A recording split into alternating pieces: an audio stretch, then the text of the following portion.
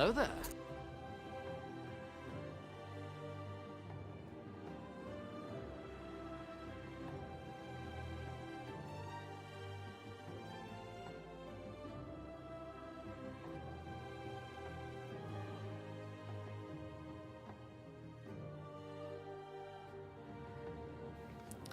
Boys and girls, welcome in. Good morning, good morning.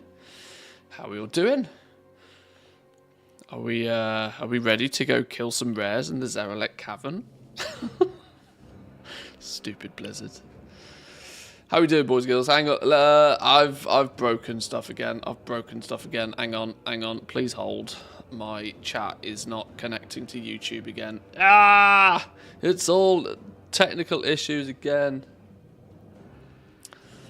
I have a sneaky suspicion, boys and girls, that my power supply in my computer is dying, which is very odd considering it is less than a year old. So, I'm pre-warning, if the stream randomly stops at any point today, it's because my computer's reset itself. And I don't necessarily know exactly why it's doing it. It might be time to get the duster out and give it a good clean, a good zap. We'll see, we'll see. But how's everybody doing today? We good?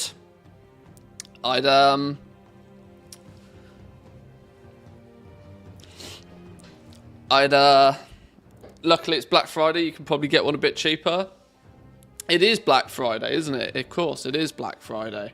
Black Friday is a good way to extract some money out of you that you weren't planning. I tried to live by one rule on Black Friday. If it was something I was going to buy anyway and it's cheap, you know, congratulations, well done, you've saved a penny. But don't end up buying too much stuff that you weren't going to buy anyway, because then that's not good for anybody.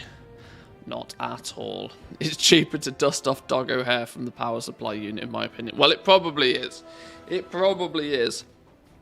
It could do with some cleaning. I believe I have it set to exhaust air, so it shouldn't be sucking in direct air, but you know, who knows, whatever. If it goes horribly wrong, if we have technical issues, we know why. I'm giving you the forewarning. Oh, I've logged into my hunter. I didn't mean to log into my hunter. I guess that's autopilot kicking in. This is the pre-coffee Manthieus in action. I actually wanted to finish leveling my shaman today. I had quite a lot of fun leveling my shaman yesterday. I've also got a handful of level 60 boosts that I feel inclined to use and level up. I just need to find figure out a smart way of doing it. But there should be a rift on the go. A super bloom. We're 8 minutes past the hour. That's perfect super bloom o'clock, isn't it?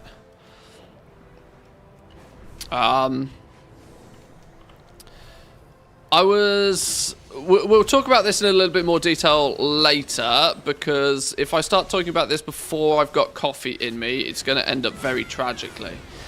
But the whole Zarelek Cavern Forbidden Reach rare situation that Blizzard's put themselves in is an odd one, a weird one, and I definitely wanted to share my 2 cents on this. But it also leads nicely into my already I have no vast need to be in the Emerald Dream, which is an interesting one. And what I wanted to do is try and figure out how can Blizzard address this situation that seems to be happening every single patch now, where the zone is done. Like, GG, well played. The zone is done. People are finished with it, like, so quickly. A piece of content that is by design meant to last 6 months. How can they approach this? How can they give something for people to do that doesn't seem like aggressive time gating?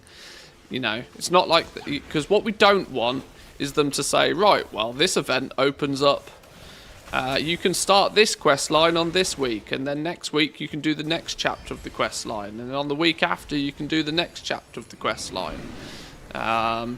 I think what a smarter move would be with these zones is to have, like, full-on features of the zone, not drip feed the content in the zone to players that way. You know, say for example, this is not the best example because I personally think they got this the wrong way round. But this kind of highlights with the what was it called, the 9.2, the Zereth Mortis. With Zereth Mortis, they made it so you practically couldn't do the pet and mount farm thing for the first week. It was, you know, you had to kind of unlock that feature, and that feature didn't become available. Now, that sort of feels a little bit weird to play. It felt weird to me at the time because I was like, well, actually, that's the perfect thing to be doing in the first week, is collecting the pets and the mounts. That's the absolutely perfect thing to be doing in the first week. What you want is something interesting, some event like the Super Bloom, for example. We have, as it stands currently, like 3 different stages to the Super Bloom. You have the planting of seeds, you have the Super Bloom event, and you have the Emerald Frenzies.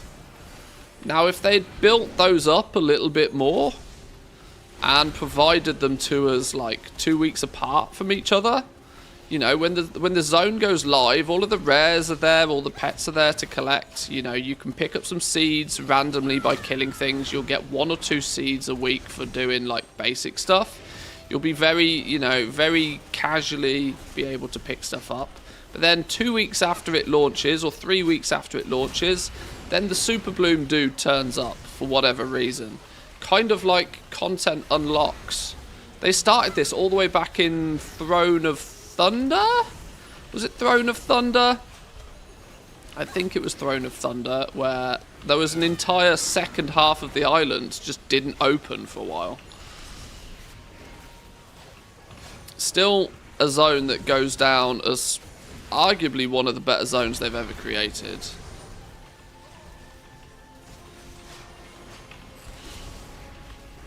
Can't be done already, need a lot of seed bloom for the cosmetics. Well, that's one of those things that, you know, you look at it and you're like, oh, okay, this is my weekly chore list for the zone. It doesn't give you much desire to go in there. People would, and this is why I think the initial iteration of how they did seed bloom on the PTR was much better, much stronger.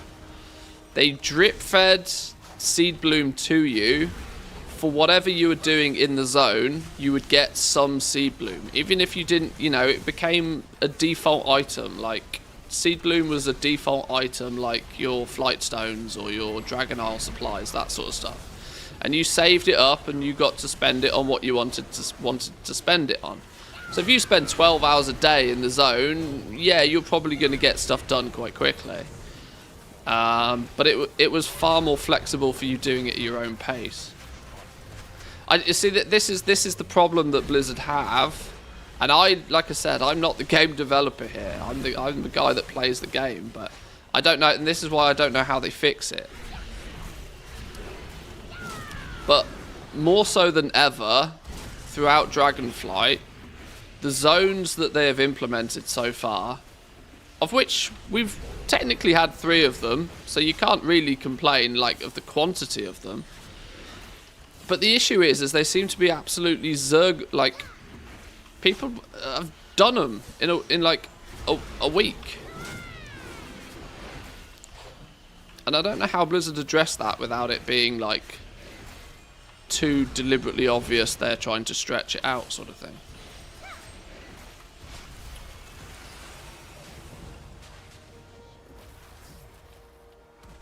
I don't really know. But this was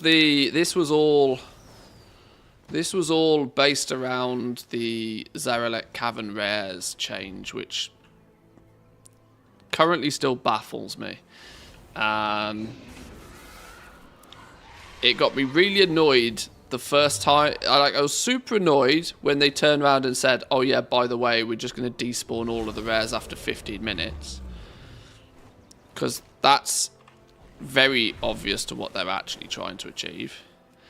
Then instead of then with all of the mass amount of feedback they got on that, with every man and their dog turning around and saying, no, that's a terrible idea, their approach was not to listen with open ears, but to listen to what they wanted to hear, which was, why did you do this? People weren't really that interested in why they did it. A few people probably asked, why have you made this change? But that was more of a rhetorical why. It was a rhetorical why, which unfortunately, like sarcasm, doesn't come across very well on the internet. A rhetorical why have you done this was basically some people's way of saying, what the hell are you doing? Undo.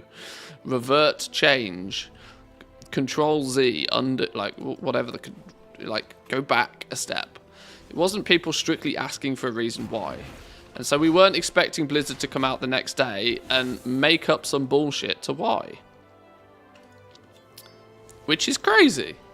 They not only didn't admit that they made a boo-boo, but they then doubled down on it the next day with a paragraph of text that makes absolutely no sense. I really wish Blizzard had a proper PR team that would read some of the stuff that goes out.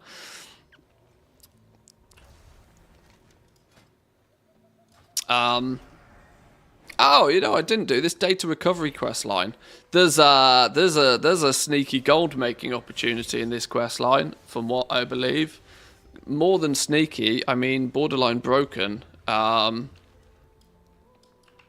fact, this might be a good segue to try and showcase that. I think it's this quest line. If it's not, I apologise, but there's a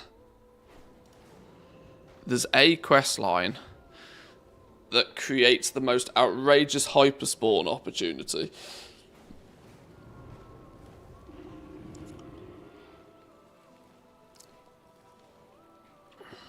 I've still not managed to be on for the moving of the camp in the Anaran Plains. Every time I mouse over it, it says 2 days and something hours.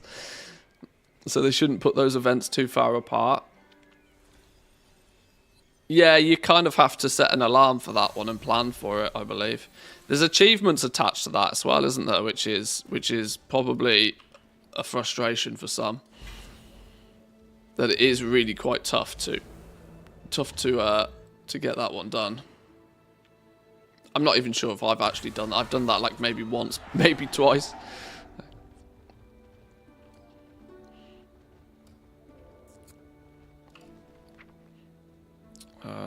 That's okay.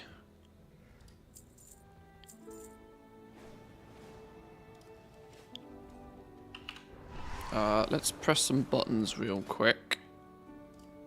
One of you. We've got to keep pressing this button until it stops giving us stuff. Still giving us stuff. Still giving us stuff. How long is it going to be until these stop giving us stuff? Let's have a look. Unlearn. Oh my god, that list is getting really short now. Oh, we're only a few days away from finally having all of these. After what feels like years of pressing that stupid button. Emerald Dream Zone for a druid is certainly a lot better. There's over 20 new glyphs with various ways to get them. I'm having a lot of fun with that. Yeah, I've seen that, and I kind of have the desire from an all the things perspective to go and do that. But druid is a class I historically have really not played all that much. But yes, you are right. Something like that. There's much more content there.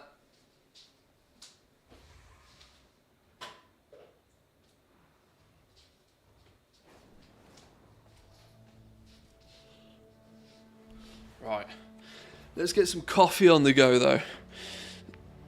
No coffee and no gold makes Manthieus something. So in order for some leatherworking boots, that was one of the Scholarman's patterns, I have an urge to do the old content. I think there's still a few bits and pieces I'm missing from the Nax patch. Recipe-wise, I don't think there's too much now. I kind of switched switched focus to gambling to try and get some of the tier 3 pieces, but then I stopped running Nax because it takes far too long. Where's Shifting Cloak come from? Oh, that's one from the... Okay, that is also technically one I can purchase on the auction house. Hide of the Wild also comes from the free Knot quest in Dire Maul. Maybe that's where I stopped. Oh, all 3 of these.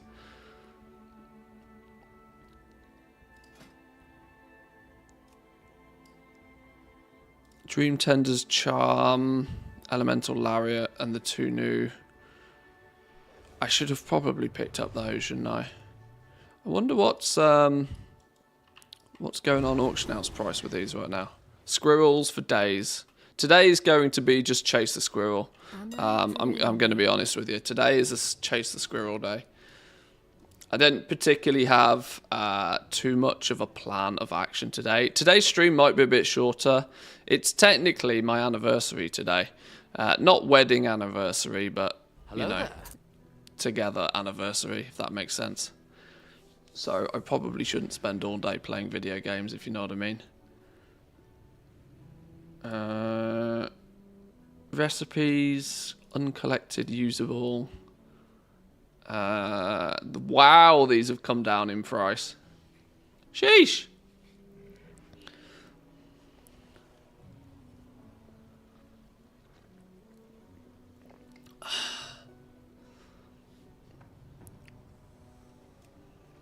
Dream Tender's Charm, now 12k. Jesus. How that's come down in value. Brownie points for making an effort today.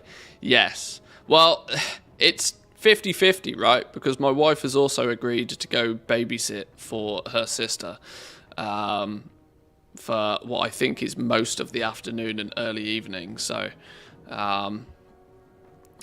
I can get away with playing some video games for half the day because she's made herself busy for the other half of the day. Plus what? So we're both guilty. We're both guilty in that scenario. What in the world? Dig rat stew? It's a cooking recipe that you can't even learn. It's a grey cooking recipe. What in the world?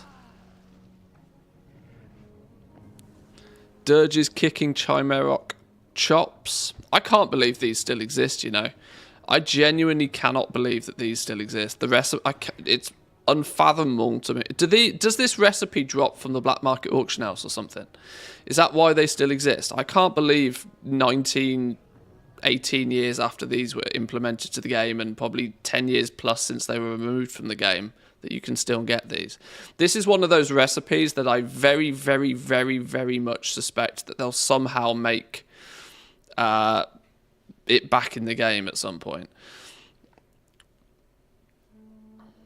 It still exists as a green recipe. All you actually have to do is kill the dig rats over in the barrens. Oh, okay, I see.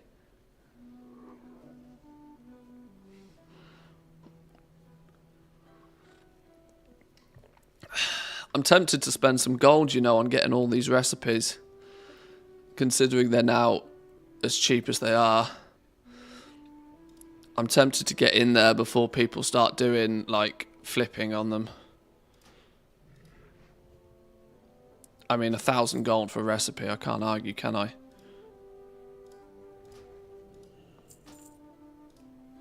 I mean, that's like one world quest right now.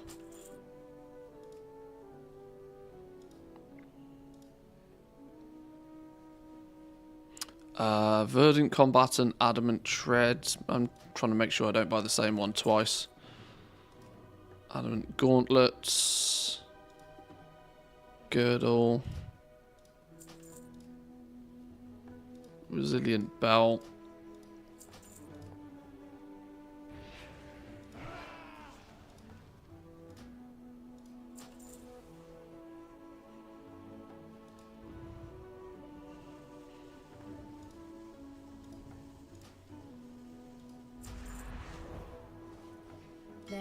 Hang on, let's learn those first before I accidentally buy the same one 7 times.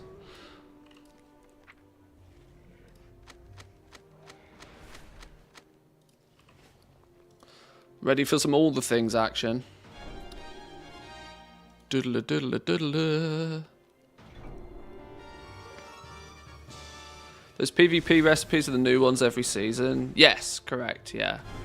Verdant is the prefix for season 3.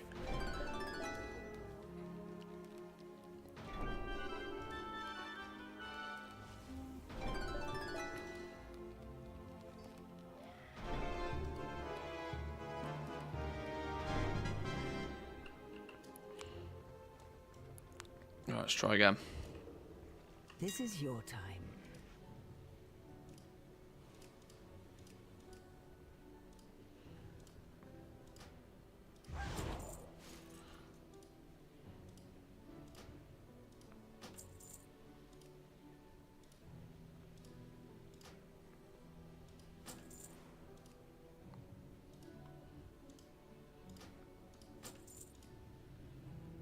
Oh shit, which ones did I just buy? Cowl? Okay, chainmail. Cuffs. Legs. Trousers. And finally, wow, 10k for the shoulder guards. I'm getting scammed. And heck, Dream Tender's Charm, why not? Why not? If in for a penny.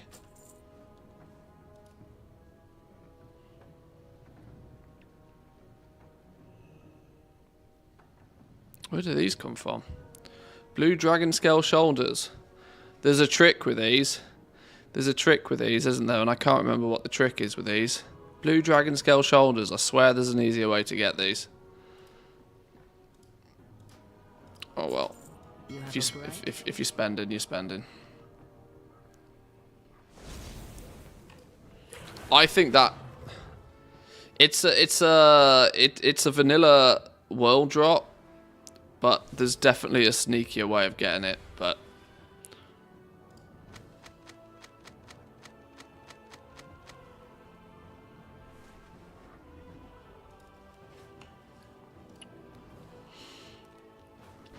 paid time off the whole week. Thursday, Fridays, bank holidays. Nice. That's best scenario. Nothing beats sitting at home playing video games and getting paid for it. I wouldn't know.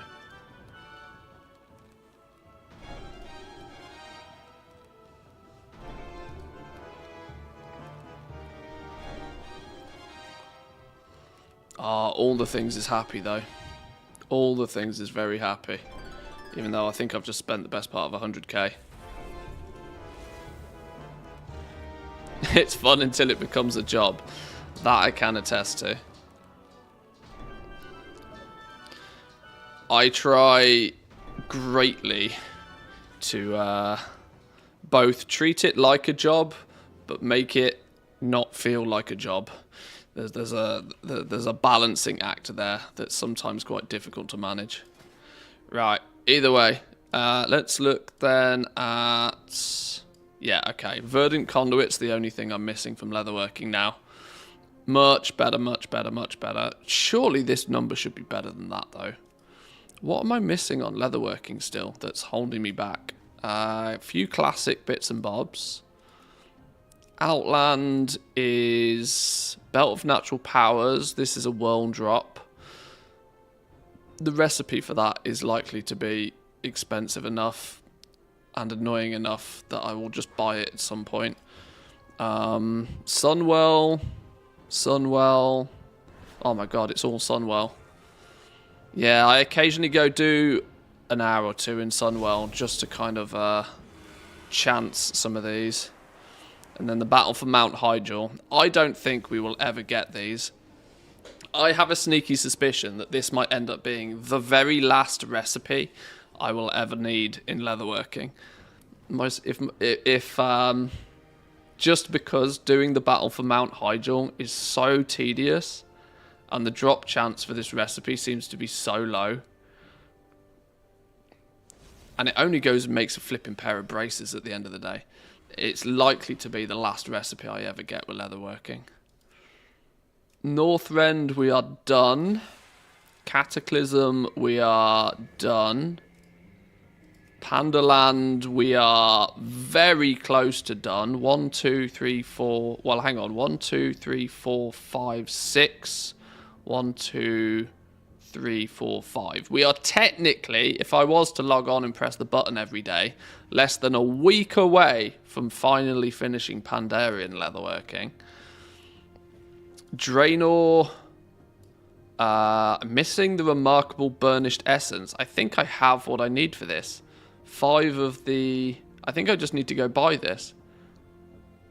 5 books. Haven't I been making the books? I've got 7 books. Yes, I just need to go buy that then. That's an easy fix. Legion. Done. I wonder, actually, as far as Legion is concerned, how done am I actually done? I'm not 100% Legion done because there's still a couple of ranks of things I don't have.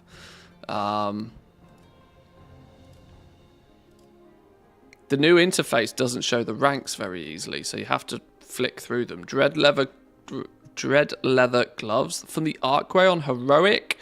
That's going to have to go on the whiteboard of just dailies until we get it, isn't it? More of Souls on Mythic.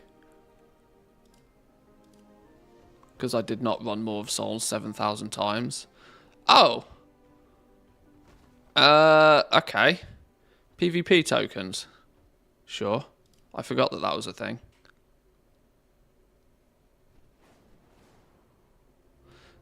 There's not really a sneaky way of getting it. It drops from only one mob only. Yeah. Yeah, this is why some of them will sit on this list for a long time.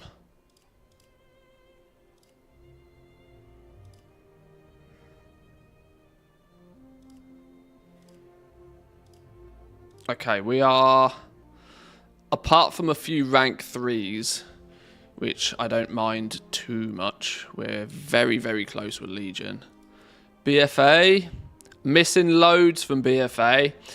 Missing absolutely loads of recipes from BFA. I really want... Have they fixed BFA raids yet? A BFA raids considered legacy content yet? I know I ask this frequently. But by this point, they should be, shouldn't they? And the reason is more than anything else, it's things like this, the Sanguicell, that's just annoying to go and get. I almost need to use some stream privileges to just put a few people together and go and run this. I think I've even got quests in my quest log that I still have to this day that remind me to go and do that, and I yet still never do.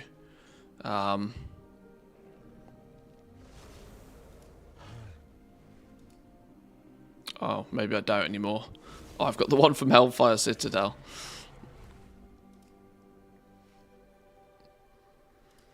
Okay.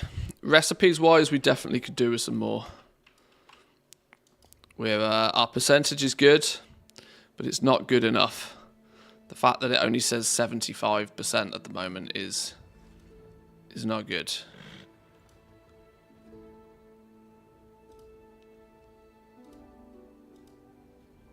Yeah, that's because it's telling me for all of these Legion stuff.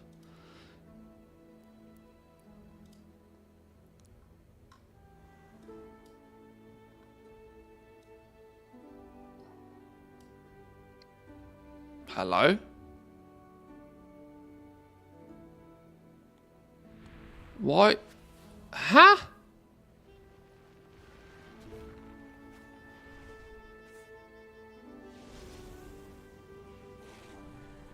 How does it claim I don't have any of these?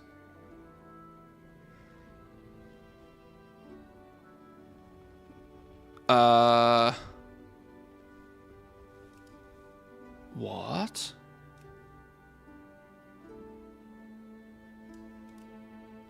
Oh. Oh. I never bothered ranking these up at any point. And so I do actually need some of these. Oh, these are all marks of honor. Is it Comp Stomp week soon? When's Comp Stomp? Actually, you know what I haven't tried?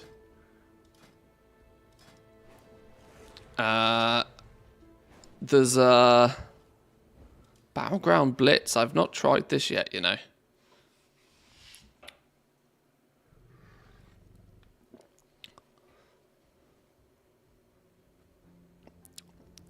Battle alongside members of both factions, 8 players per team. Global mount speed increased, faster game modes.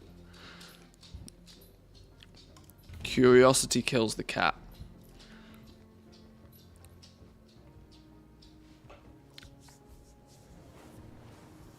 Curiosity's getting the better of me.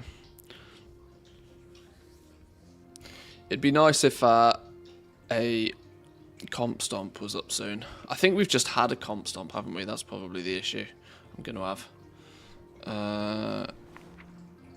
Pilgrim's Bounty ends. Oh! Oh, would you look at that? Comp Stomp begins on Wednesday. Genius.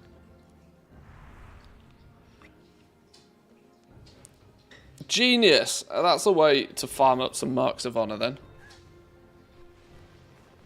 Without actually having to engage in like proper PvP. Because I get my ass handed to me in proper PvP. Because I don't even have good PvE gear, never mind PvP gear. What are you two? What are you lot doing here?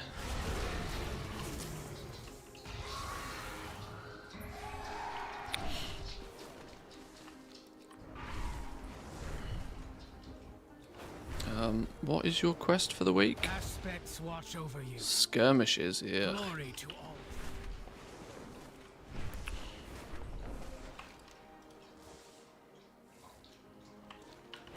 Right, let's go investigate this data recovery. I haven't, like I said, there's a sneaky suspicion that there's a quest line for this at some point that has a kind of OP hyperspawn that I'm intrigued to investigate.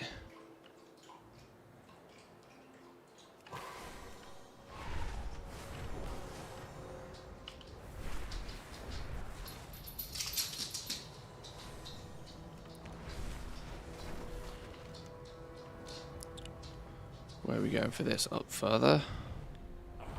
In here? For Tyr. May Tyr guide you until we meet again.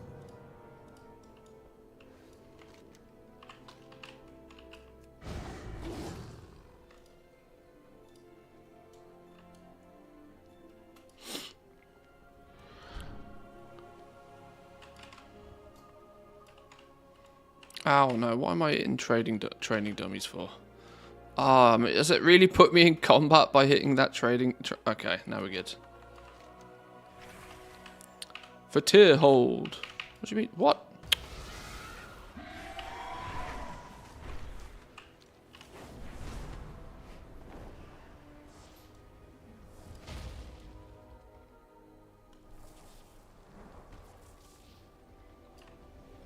Change is good. Question? Infiltrating the Nighthold. The information from our beacons suggests that Alessandre has locked the disc away in Astromancer's Rise. It's a place of learning in on the and the inside will have minimal protection. I've opened a portal where you and Tyr's guards will have the least resistance. Retrieve the disc and don't fuck it up. Okay. Okay. Place you out of immediate danger.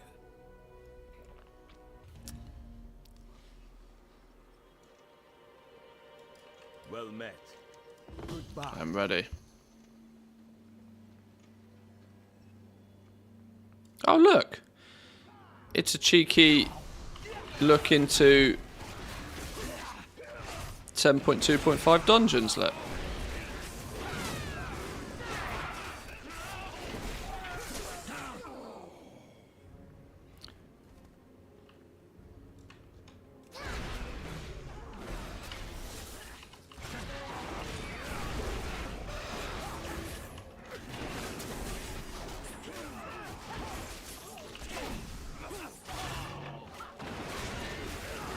I do really like the new AI dungeon technology. I was very impressed with it. And the interesting thing for me more than anything else is I really hope they give themselves the ability with this to use it in other areas of the game. Basic dungeons is a really good start, but that's what I consider it, like a really good start.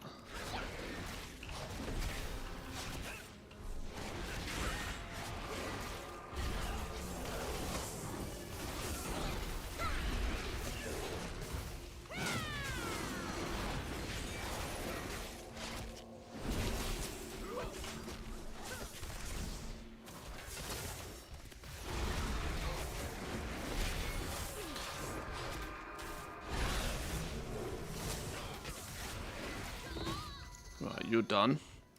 Now we're going to guards on the stairs.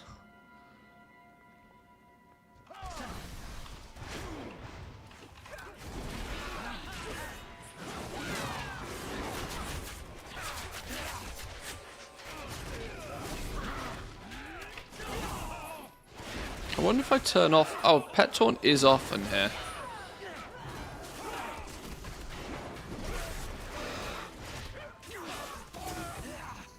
Nice.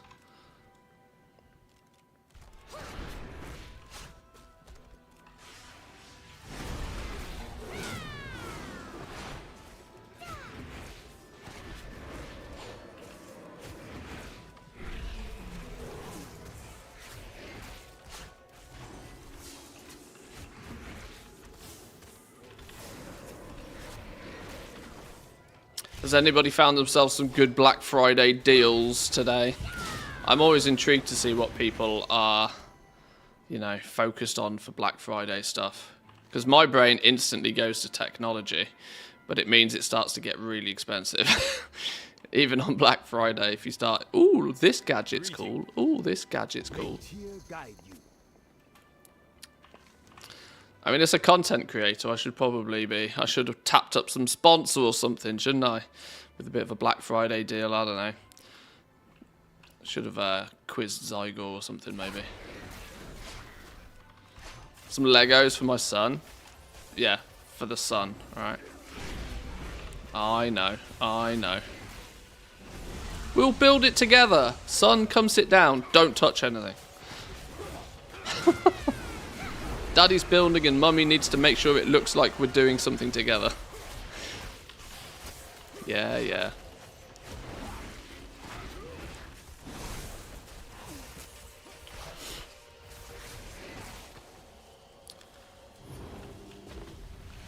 I wanted to buy the Simpsons Lego house.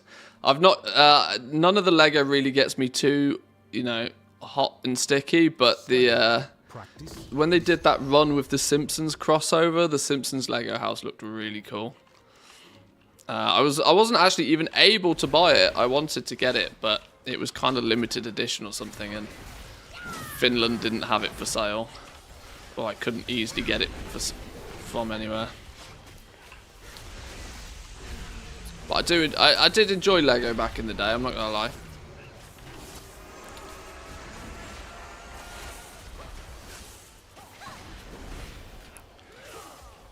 I always find it funny how Black Friday ends up just being like, why does anybody buy a TV on Black Friday? It seems to be the #1 thing that's advertised everywhere is like, wow, flat screen TV. And it's like, that's a lot, even a cheap flat screen TV is a lot of money to be spending the month before Christmas. You did the right thing. Sorry, son, you have to have coal this year because Daddy bought himself a flat screen OLED out of nowhere. We have accomplished our mission. Now we will forge. I don't know if it's just because, you know, targeted ads, Let's return with but the disc champion. I believe Tyr has waited long enough.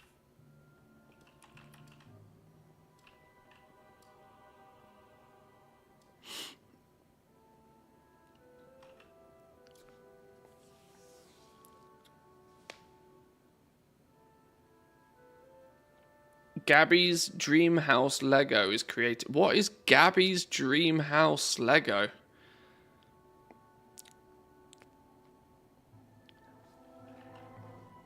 They're doing... Now, They're doing female Lego nowadays?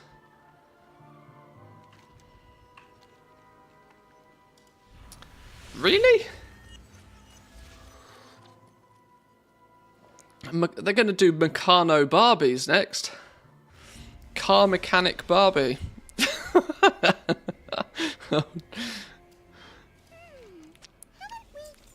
I love what random trash the world seems to sell children at this time of year. It's actually quite funny.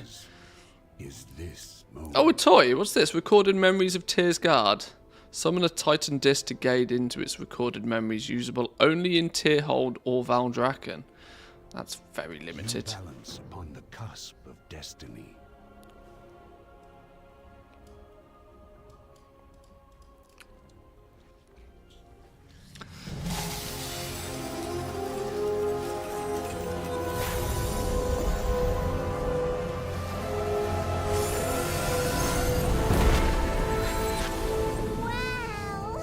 Did it work? Is he?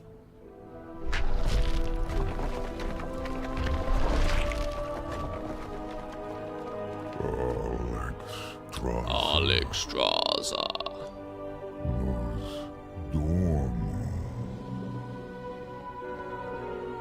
Welcome back, old friend.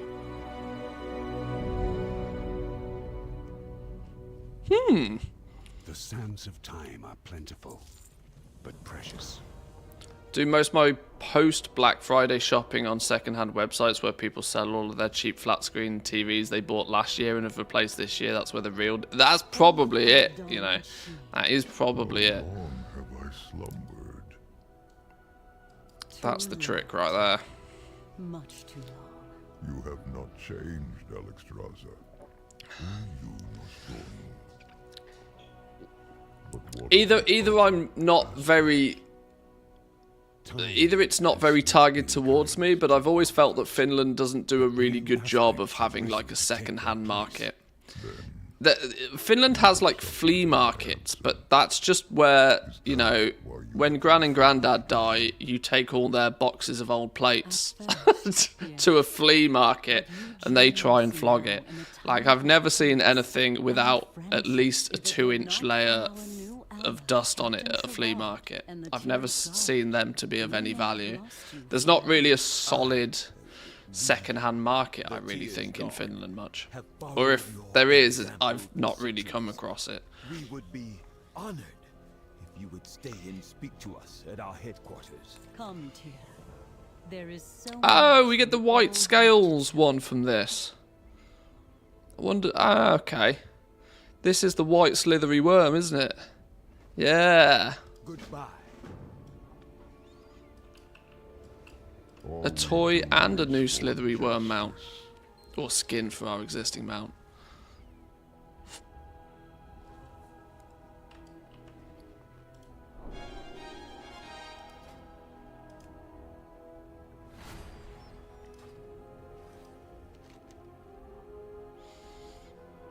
Oh, does this just become a... Oh, this just... Oh, I see. Nolaki. Hadwin. Valune. Come forward. I am proud to stand with you this day. And proud. So this that you becomes have a come way of re-seeing the cutscenes. They've made a toy to allow you to re-see the cutscenes. Clever. Smart. Like it.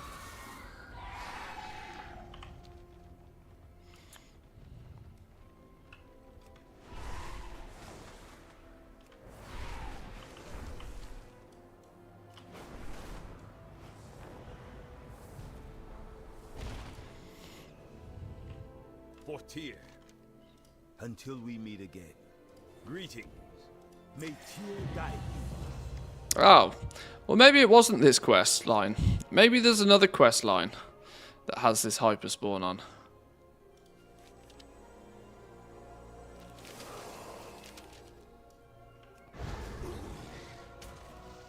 I'm intrigued what our white slithery snake's going to look like now, though.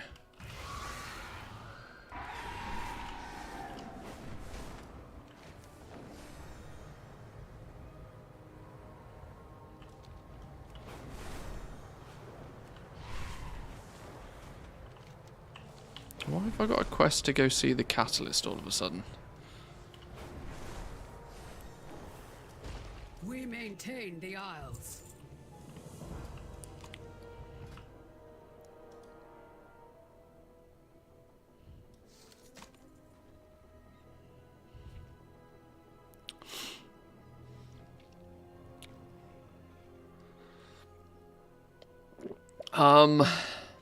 Is this a good idea?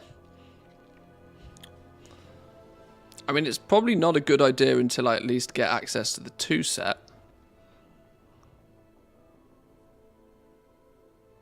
Which I don't right now, because I don't have any other pieces of gear that qualify.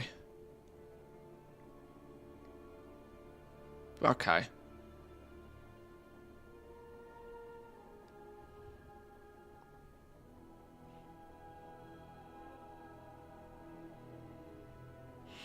Beast from Wrath summons Dire Beast for 15 seconds. Your most recently summoned Dire Beast now obeys your Kiln command and also benefits from Kiln Cleave, from Beast Cleave.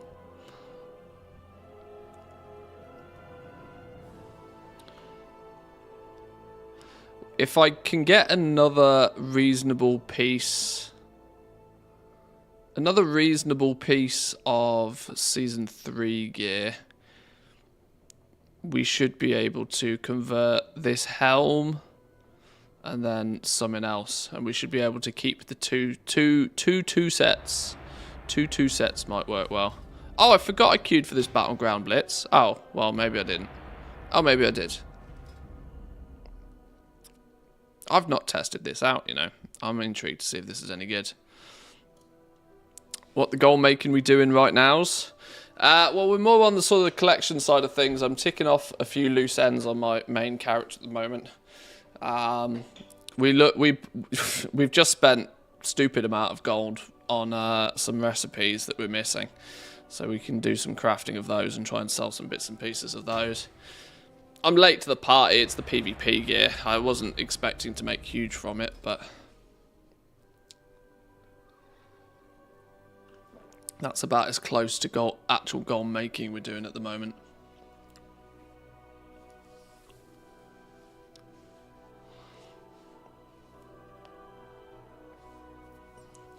Is it going to let us in? Go on. One person, press the button.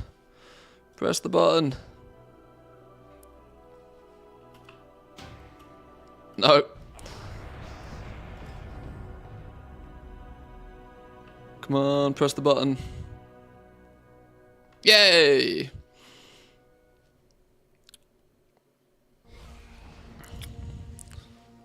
Let's see if this is any good. Let's see if I get absolutely slapped.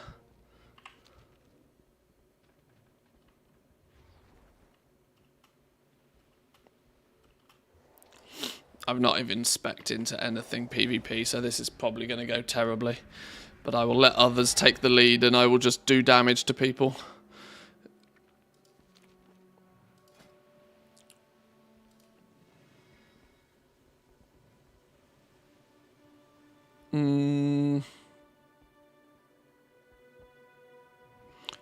I haven't even spec'd into Trank Shot, have I? Oh no, I have.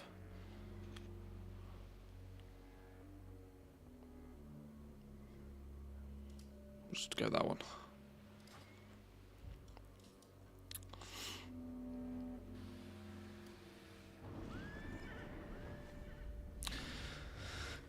Complete the battle for Gilneas achievements listed below. Don't get cocky kid noobs to plowshares. I'm amazed I've even got some of the achievements.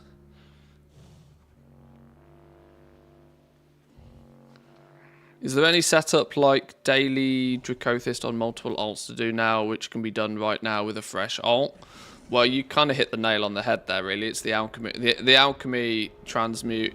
You got the alchemy transmute, or the alchemy transmutes. The frost one is actually profitable at the moment because awakened frost is expensive. You got the cloth cooldowns. Skinning is a popular choice because you've got the two elite elusive bait skins to get the obsidian cobra skin and the dreaming antlers. That's the sort of more cooldown focused stuff.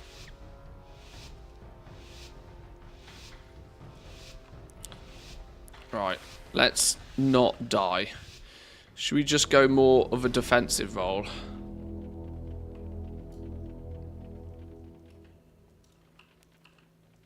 Whoa, mount speed really is increased.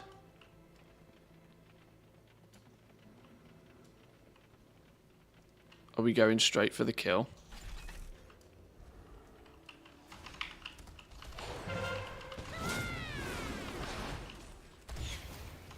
Oh my god. That poor hunter. That poor hunter.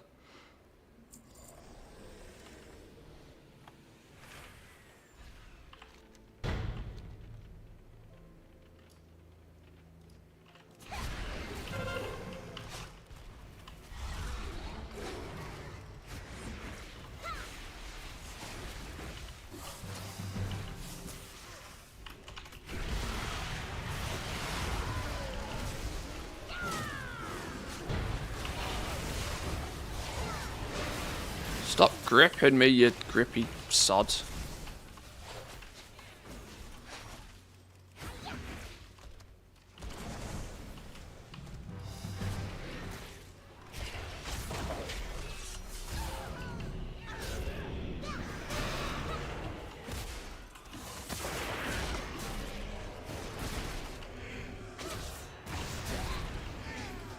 Oops, dead. Dead.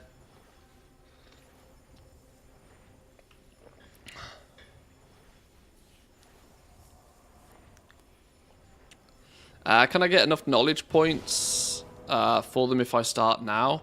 Knowledge points is a tricky situation. It depends what you consider enough. You can get enough to be good at something. You are unlikely to be competitive with everything in that profession, though.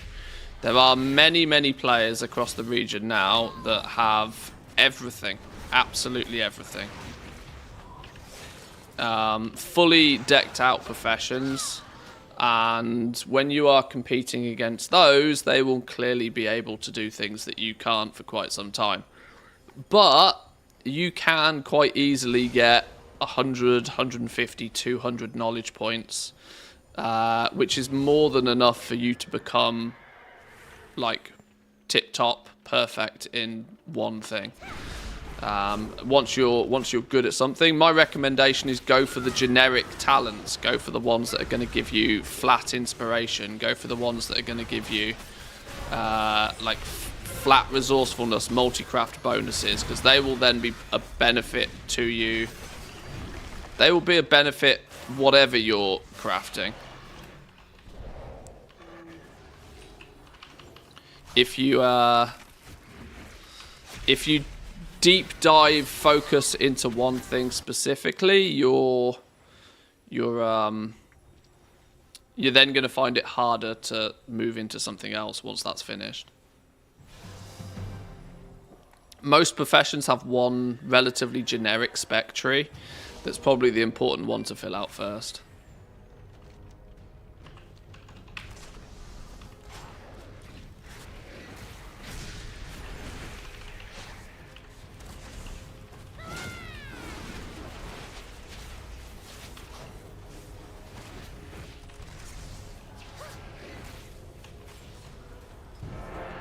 Yay! Absolutely smoked. Absolutely smoked. Oh well. Am I sick? What, because I'm in PvP?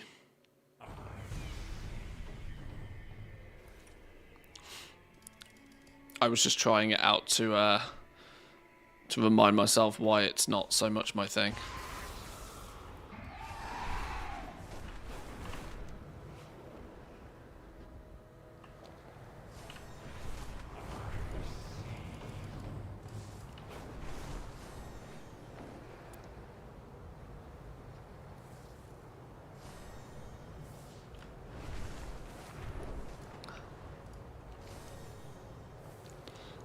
Rebels have raided a caravan of medical supplies and taken them back to this encampment. Reclaim any that you can find. Aha, a wild wife appears. Please hold, boys and girls. I am glad you are here. We must resolve a rift in time. The creatures you see here belong to a different time way. Prepare yourself. We must deal with this incursion. Then, we will fix what is broken.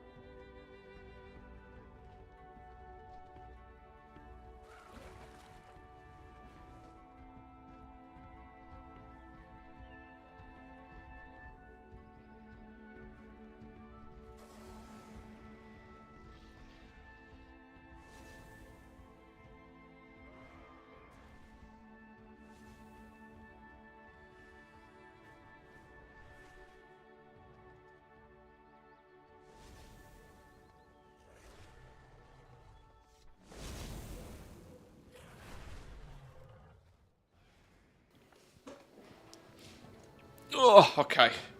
Just had to quickly say goodbye to the wife. She's off to do some babysitting. Is babysitting the right word? Child sitting? She ain't sitting on any child. You know what I mean.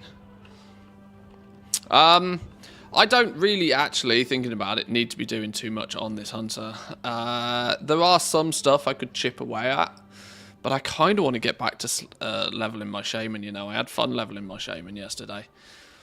And considering we've done most of the default stuff on this dude for the week, I still have an awful lot of seeds, look. I've got more small seeds than I know what to do with.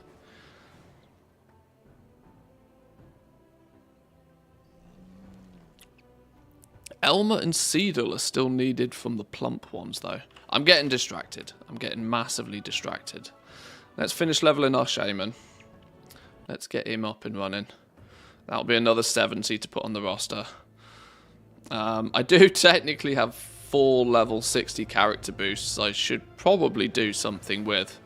Truth be told, these are probably going to end up being hunters. Just because I like hunters. I mean, I might already have 3 of them at level 70. And Beef and Milk is here ready and waiting to go. But I like hunters.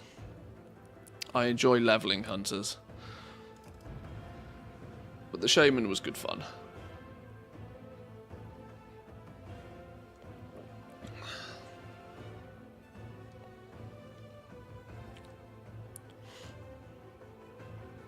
Black Friday, also known as Day of the Squirrels. That's kind of true for any day of the week, though. Pretty true for any day of the week. The squirrels are at large most of the time.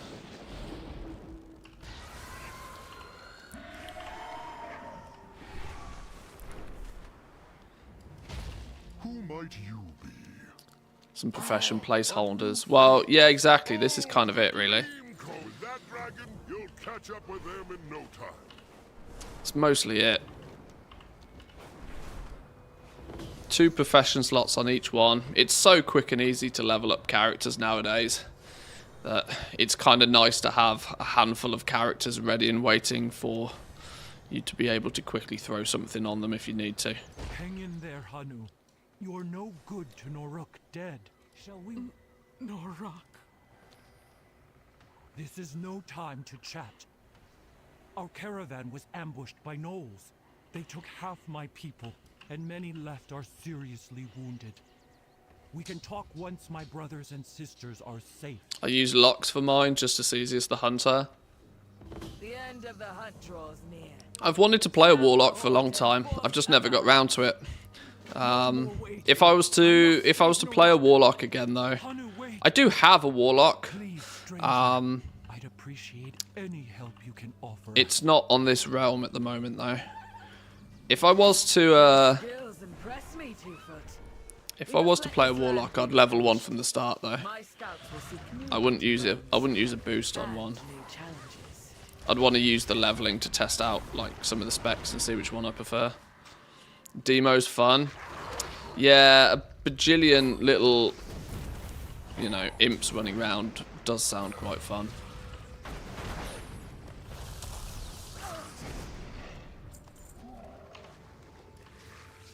Hello there.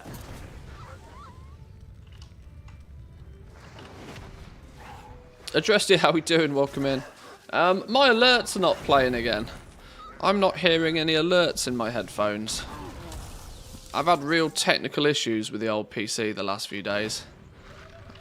I really hope nothing's on its way out.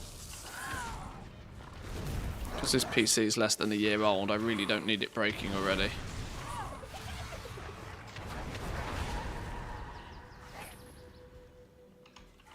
If you multi-box Warlocks, how many imps could you have out at one time?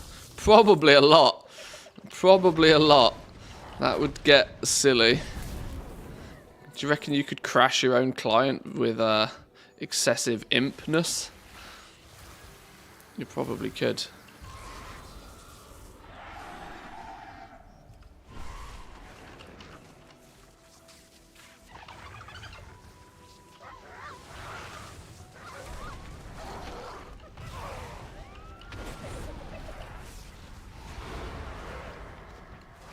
It might implode. Hey, I see what you did there. Like that. Like that. That was very punny. Big fan. Big fan.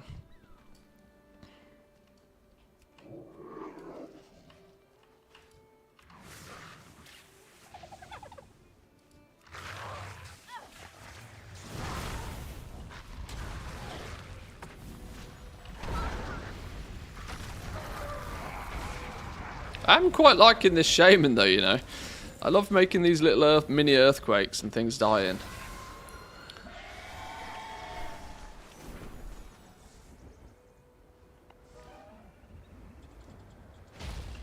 Oh, I was missing a quest. That's not good. There's nothing so cunning and cruel. There was a 100% crit trinket back in the day that spawned Imps of Doom. Your imps could do 3 million deeps. Of course, Elder. Yeah, that sounds entirely busted. I can't imagine that lasted very long. Oh, no. Ah.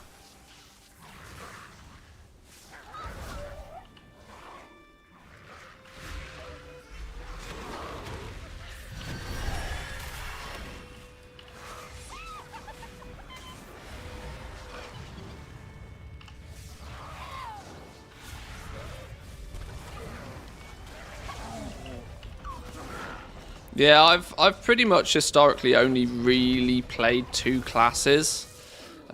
Even though I've played this game literally forever.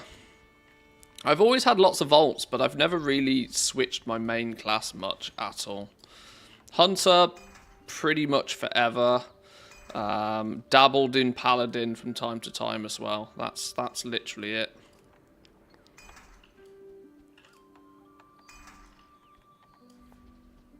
But some classes like Warlocks intrigue me. I had a bit of fun on the Demon Hunter back in the day. Didn't play it for too much though. Never really played a Monk. What else haven't I've played a Warrior for a little bit. Never really played a Priest.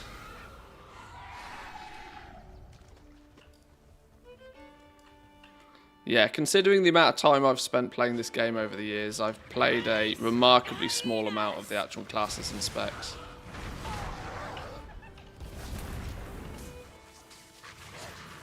I don't know, I tend to like what I like. And once I find something I like, unless it goes horribly wrong, I've got no reason to unlike it anymore.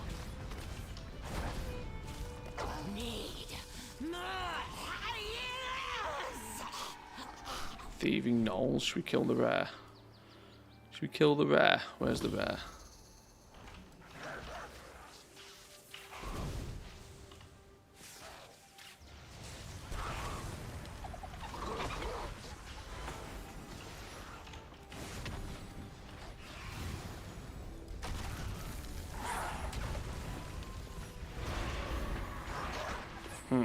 Okay, this isn't going to plan, is it?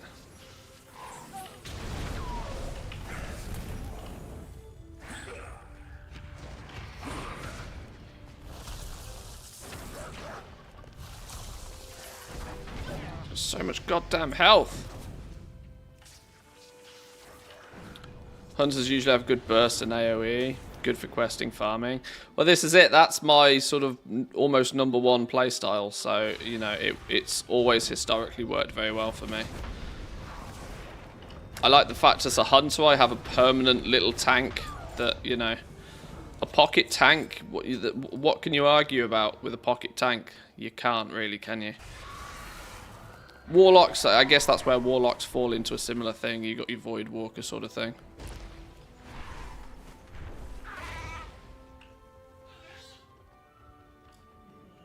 You're dead. Somebody else is round here.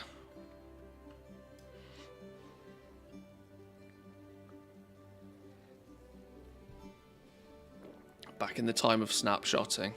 Snapshotting was an interesting mechanic. I think it was good. It was good for adding like a skill gap. There was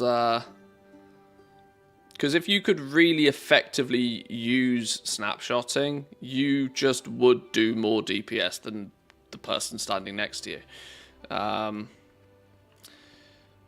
Was it a touch broken? Yeah, I think so. But oh, I'm using the Algarian Storm Rider. This is the pre-order mount for the War Within, but I've changed it from blue to red. It has 4 different colours. I preferred the red one.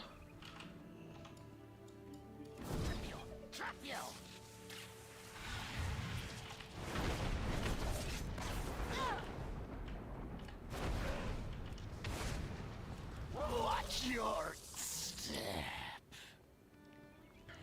Looks like I've got to spend some gold. I mean, I'm not a big advocate for pre-ordering, but there's absolutely no chance unless I win the lottery tomorrow, which is unlikely to happen since I don't play the lottery. There's practically no chance I'm not going to play the new expansion, at least for some period of time. So the reality is Blizzard would have to like. They'd have to do something mighty silly for me to not play the new expansion. So I see you've been busy. Norak and the others, they're in the den. Carpaw is in there, and all these sickly gnolls. Slow down, Hanu. Tell me everything. maybe if they cancelled it. Well, I mean, yeah, if they cancelled it, but then I would then I would really hope I'd get a refund. I will go with And in that scenario, well, I'll take advantage of the level 70 boost now, please. I'll take advantage of the new fancy mount now, please. Thank you very much. Still a win-win. But yeah, you're right. If they cancelled it, that's sad times.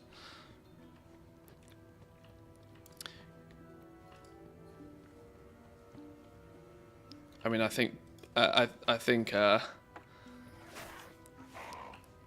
if Blizzard Activision have survived the Bobby Kotick era in recent times, if they've managed to scrape through their recent controversies in the last few years, I can't see them going anywhere anytime soon.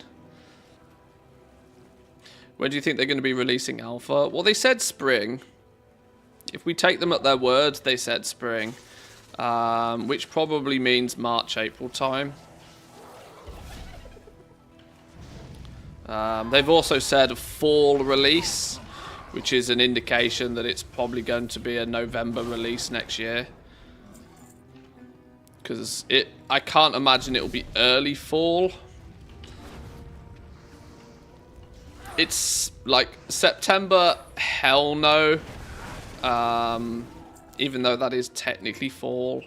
October, maybe, but if you're going to release it in October, you might as well release it in November. And take advantage of that Q4 spend. I'll make my escape like a slippery otter. Like there's a strong business reason why they launch their expansions when they do. World of Warcraft is their big ticket item, or a big ticket item within the World of Warcraft franchise, at least within the WoW IP. Retail is still their big ticket item, their cash cow. So it makes perfect sense they release it at the optimal time of the year to drive as much revenue.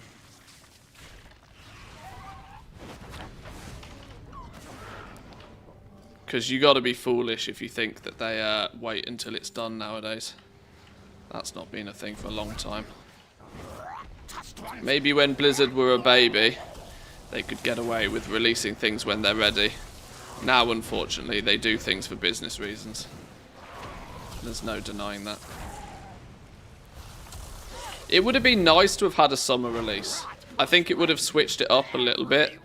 And I do hope that they have something interesting planned for like a Season 4 to make it so that it doesn't seem like an absolute drag until November next year. Because it's scary to think the next expansion is still a year away, when people are now basically done with the Emerald Dream Zone and are, you know, clearing the raid at a rapid pace. And you're like, this is technically only halfway through. It's, in that, at least to me, that feels a touch scary. This is why I think a summer release would have been good, but a summer release would have meant that we would have had to have had an alpha, like, yesterday. I think.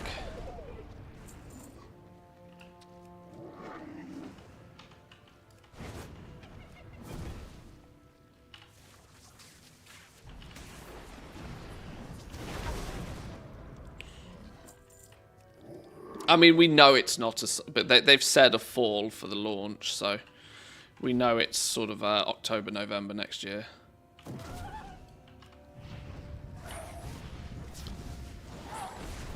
I'm hoping I can get into the alpha this year, or this expansion.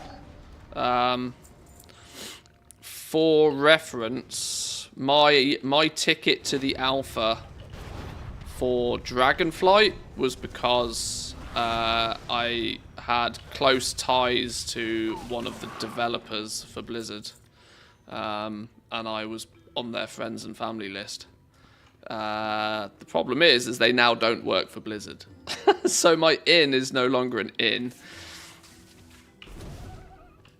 So we'll see if I even get into the alpha this year. I hope I do. I really hope I do, because I would like to share as much feedback as I can with both you guys and, of course, with Blizzard. Obviously, beta is paid access this time, so there's no worry about that.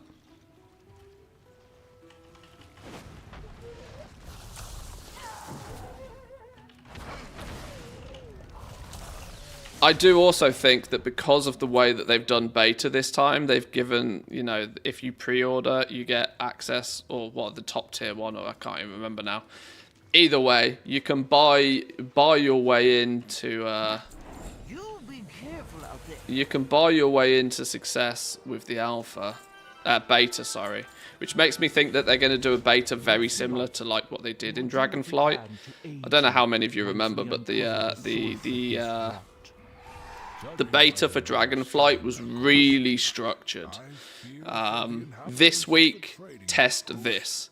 Next week, test this. The week after, test this.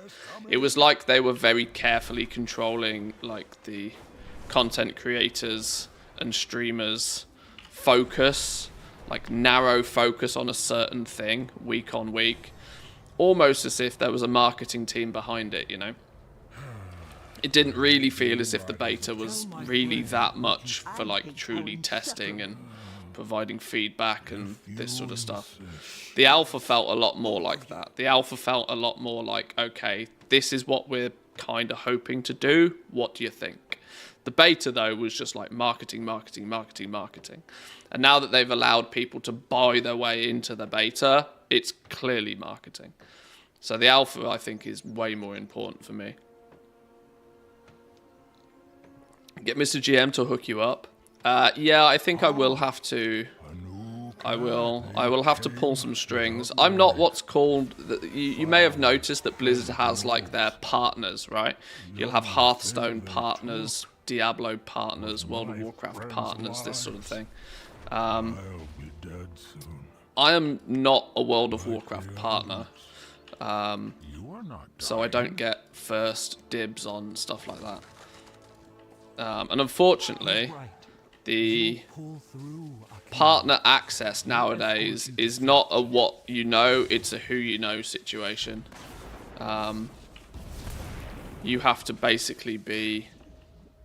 You basically have to be voted in, if that makes sense, by other partners. It's a bit of a cult. But the reality is I don't know enough people to have got myself in there, is the honest answer. I actually, they announced a Rumble partnership, and I applied for that, and then I got an email back from Blizzard stating that they were pulling the Rumble partnership program entirely. So I was like, oh well, shit. No go on that one either. So I need to up my content, create a game. I need to mingle with the masses. I need to chinwag with some of chinwag with celebrities. Please guard the caravan the rest of the way.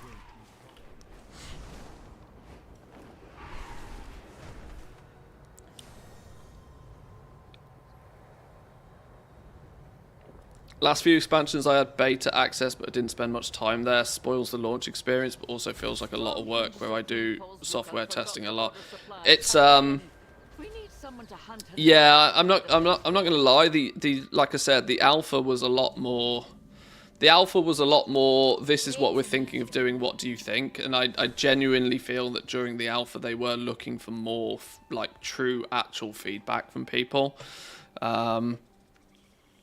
The beta was just purely a way for me to get ahead of the game. There's no denying it. You can't sugarcoat the fact that people that had access to the beta were able to see and experience things with a set of eyes in a environment where it didn't matter and you weren't racing against everybody else.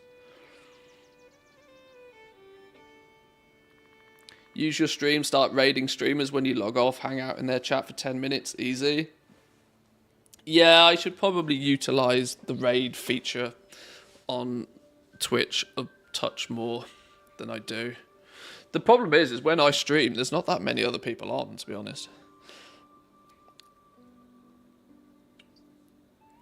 This is why, to be honest, more often than not, if I do raid somebody, I'll raid somebody like Mr. GM because they then happen to be on at a similar time to when I finish my stream.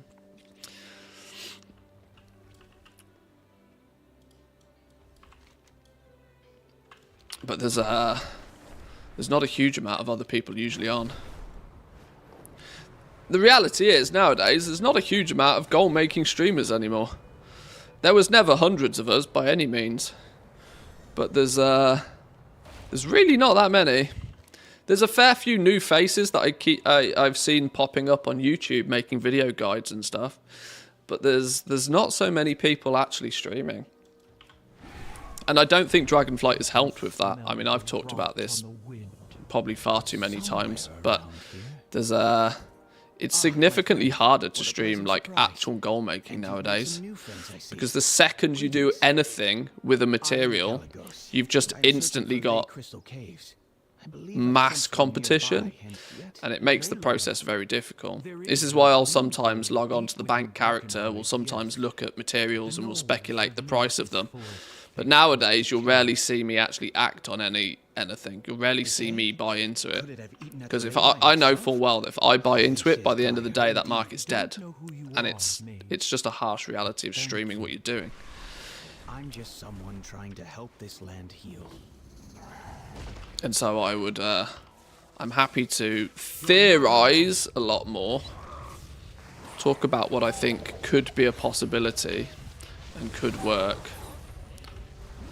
And I've seen YouTube switch more into the direction of this is what I did and this is how I succeeded with it. Rather than coming out and saying this is something that's new, this is what you might want to look at doing. It's difficult. It's a tough cookie to crack, the content creation for goal making now.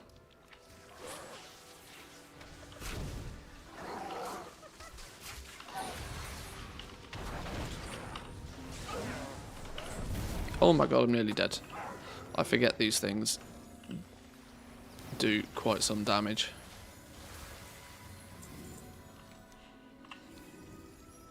What am I actually doing here? Investigating areas.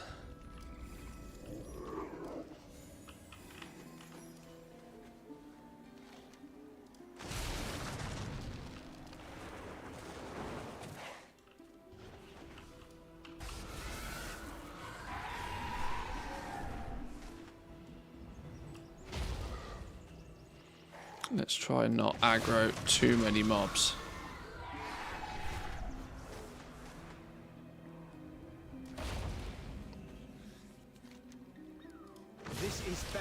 I'm a big fan of Zygor, you know. I'm a big fan of Zygor, but one thing I would say about it is whilst its, you know, primary focus is for leveling you, I really don't think its leveling approach is, like, even remotely optimized. I think the way that they've built the add-on nowadays, and I think this has probably always been the case, but it feels like the way that they build the add-on now is they just create a chain between every single quest in the zone and make it so that you just basically lore master the zone. The leveling guides are more like lore master guides rather than leveling guides.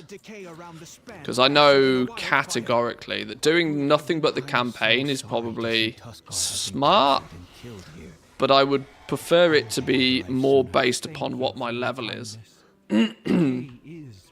I would prefer it if it like turned around and was like, okay, you're level 57 now, you should go here, sort of thing, and you should start doing this.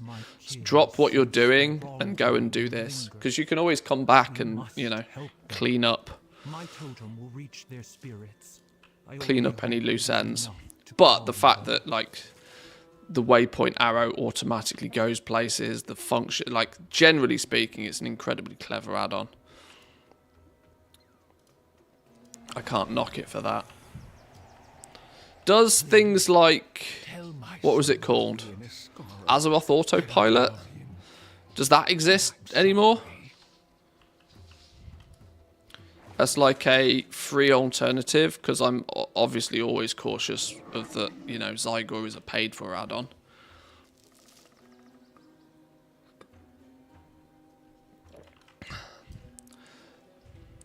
I always felt that it does, yeah. I always thought Azeroth Autopilot was like the other end, right? Zygor is the side of it being super smart, super intelligent. It will basically make sure that you never miss a quest in a zone.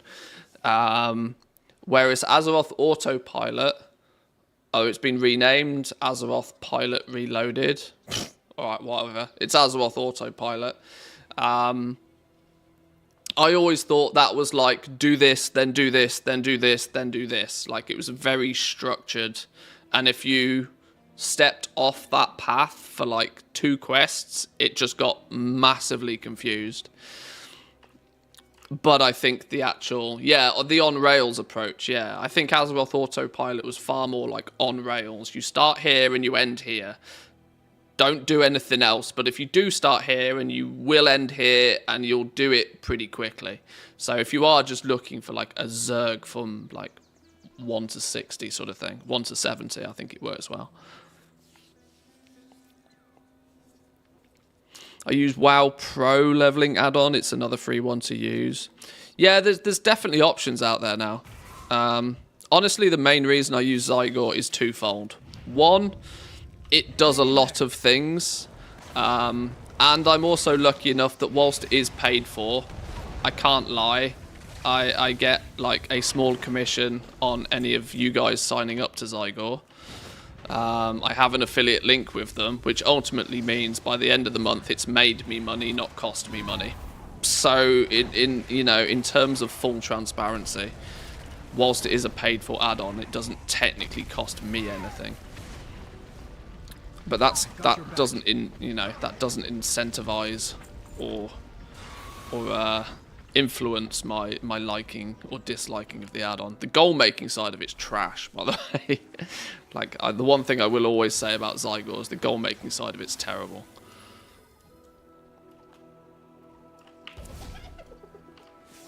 Even the profession leveling guides in it are like pretty bad. I got your back. The farming zone spots are probably okay, but they're probably not updated very often. And in that regard, like, Dalla with his Worth It add-on is substantially better.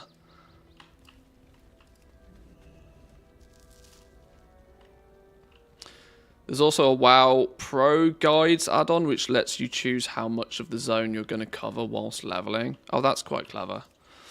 Maybe that's a video at some point. Maybe that's a video at some point, doing a compare and contrast between these different options to see which one, the pros and cons of each of them. Because I must admit, since I've used Zygor, I've not really looked at any others. This tends to be the thing, right? When you find something you're comfortable with, unless it stops being comfortable, you don't really have much reason to change. And it also means I've not really had much reason to look elsewhere.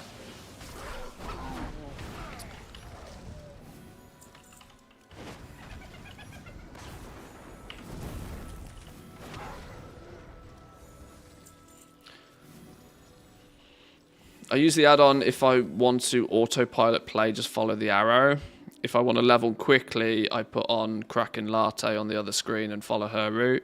She's been working on some leveling guides recently, but I think she's having problems with them. I think her optimizing her route is a challenge at the moment. But I did see on Twitter she was saying that she's trying to do some more up-to-date leveling guides.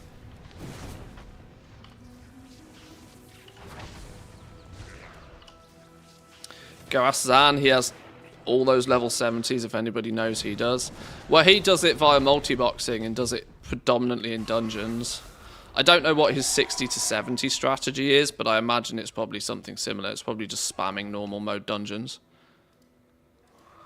Because he's probably leveling up 4 characters at a time. It will consume and destroy everything we hold. Prefer Harladan myself. I've seen some of his stuff. Yeah, his content's quite good. Hang in there.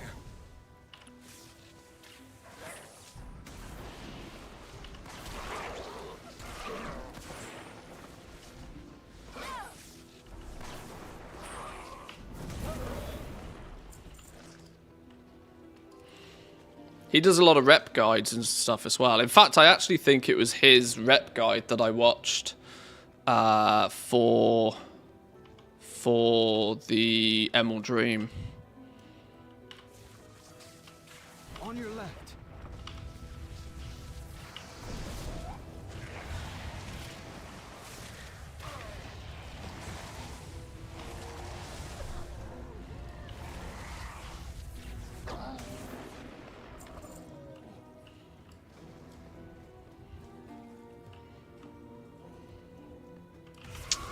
I got level 20 Priest just for having fun in dungeons from his guides, just spamming Nova and top healing and DPS. Low level characters are so busted. The scaling on them is actually ridiculous. Because of the way level scaling works, if you twink out like a level 10 or even a level 20 character, they just do absolutely ridiculous things. Because it doesn't take much gear on those low-level characters to have like 3 times the stats you're probably meant to. And yeah, it's just ridiculous. I've seen a mage doing pretty silly things. A mage can pretty much just arcane blast through... not even arcane blast, what's the one? Arcane explosion. Can literally just run through Arcane Explosion, just boom, everything's dead at like level 10. It's quite funny.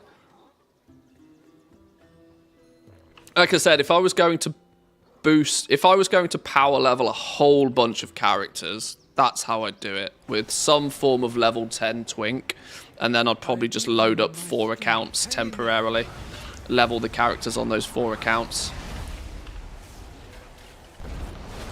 Because if you then can put those characters to work, those characters can probably cover the cost of the account anyway. So it wouldn't be too much of a problem.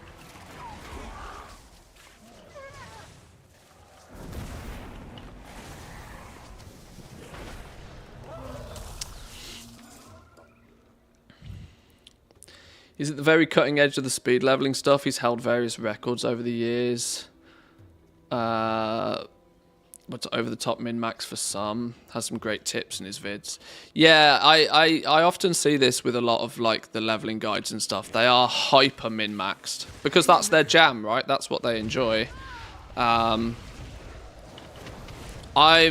never been so much into like hyper min-maxing stuff like that. I would rather pick up Zygor and just go and follow an arrow, knowing that I will get there. And as long as I'm having fun while I'm getting there, it doesn't matter to me too much if I do it in 4 hours or in 3 hours 27 minutes, you know. That's less impactful.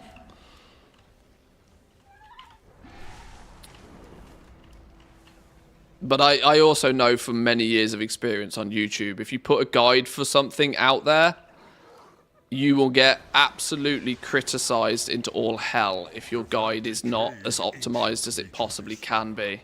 Your comment section will let you know when you have missed something. And so it's your sort of your you naturally sway towards doing the absolute most 100% optimized things, even if that level of optimization isn't actually that much of an optimization, if that makes sense. If the time it takes you to optimize something outdoes the benefit from the optimization, is it really an optimization? But, you know, for the purpose of a guide, you want to do everything. Control over this, but surely something useful will come out. Nope, not that. Definitely not that. I'm losing connection. Come on. I still sell pet bat. I still just pet battle in Dalaran to progressively level botch characters and pets as I post my pets. Tends to get me about a level every 1 and a bit hours on the side. I mean, that works. That works for sure. If I was brave enough to make guides, I'd leave something small out on purpose, just so that people comment. You can see some content creators do exactly that.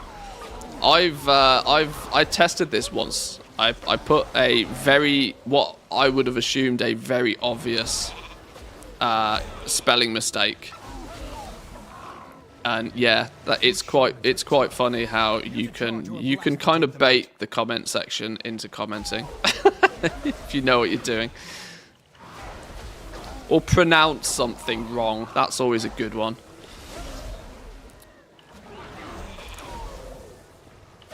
Look at the microwave meme, for example. All that is a pronunciation that was done very deliberately wrong. The ancient is vulnerable. Quickly, throw everything. It's not enough. Come, my friends, my family. Help us protect our home. Excellent. Boom. Dead. Before more come. The Knoll presence is a blight upon our lands. Festering, growing. Cornish mispronounce everything. This world is full of wonder. Upgraded boots.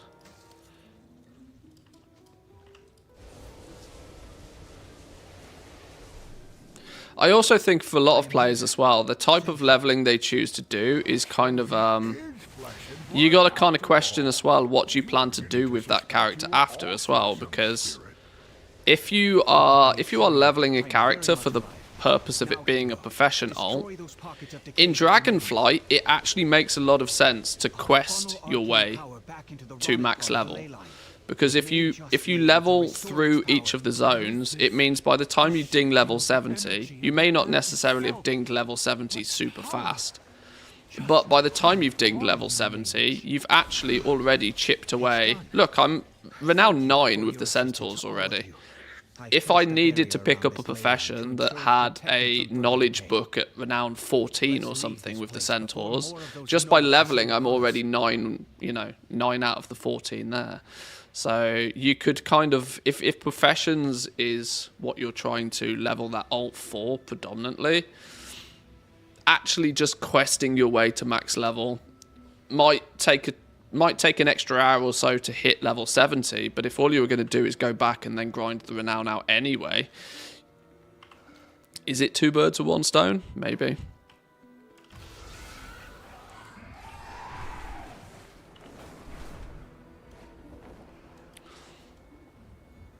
Because I made the mistake at the launch of Dragonflight. My mage was boosted. My mage was boosted in the Cobalt Assembly.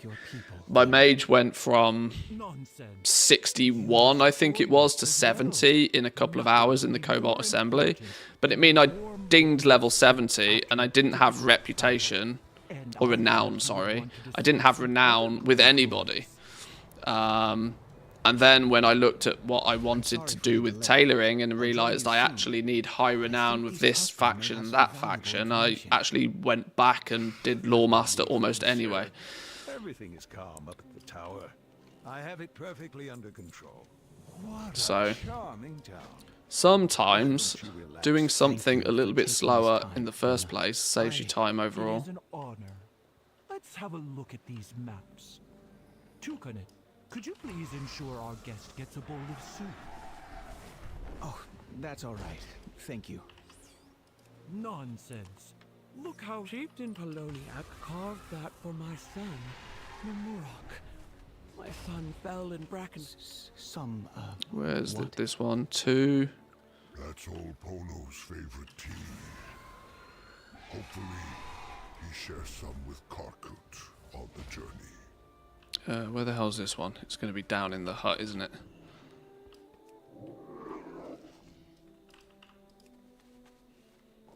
As the tales go, if old Penoliac's spirit returns to us restless, we will You can gear carve a yourself at stone 424 now statue from for the it auction to house. rest Might be in. quicker with the better gear. That's level 70 gear though. 424 gear is got a level 70 requirement on it, I believe. Oh, you're meaning that once you've dinged 70. I mean, that your time to kill via gear is not going to make much difference because all the mobs scale to you. Took a blow from a charging Bruffalon from me. That would have killed You're me actually after more that. powerful at level 61, 62 than you are at level 70 in 424 gear. Because of how the scaling works. We should be just about done here. Could you tell Brenna? You must be new around here. Yeah, dinging 70 really fast to buy a boosting and then going back and doing Lawmaster isn't going to save you any time. It's actually probably going to take you longer. Well now, you're certain. We were hoping you would join us, friends. A chieftain. This has been a bit of a problem for the last few expansions. I hope this is something that Blizzard actually try and address going into the next expansion. That you feel really powerful for the first couple of levels, and then halfway through your leveling, you seem to get like ridiculously weak, and you crawl your way back up to success once you've dinged max level. But even he had to succumb to age eventually. And I don't know what the approach is, because obviously by the time people leave one expansion, they are, they've got secondary stats up the wazoo. They are substantially more powerful than what like a character that's freshly dinged would be. So obviously you feel like you've got a massive head start and then you just get weaker and weaker and weaker for like 4 or 5 levels until you slowly start again. You know, you feel as if you just recover that. A level 60 character and a level 70 character doing world quests in Dragonflight feels exactly the same. Your actual time to kill on the mobs is basically identical. If that level 60 did any Shadowlands content at all. Let's say you did Zereth Mortis, just basic, and you had like 4, what was it? 3, what was the item level gearing? 233 item level, something like that. If you've got 233 item level at level 60, you are probably as strong, if not stronger, than a 400 item level geared level 70, which is just weird. It's why gearing doesn't matter if all you do is world content, because extra gear doesn't really actually make you stronger. It's just an illusion. It makes you do bigger numbers, but the health of everything has gone up as well. So it's kind of an illusion.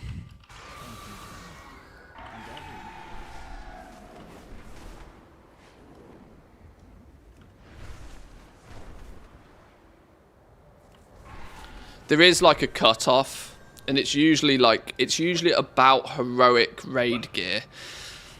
When you hit sort of heroic raid gear,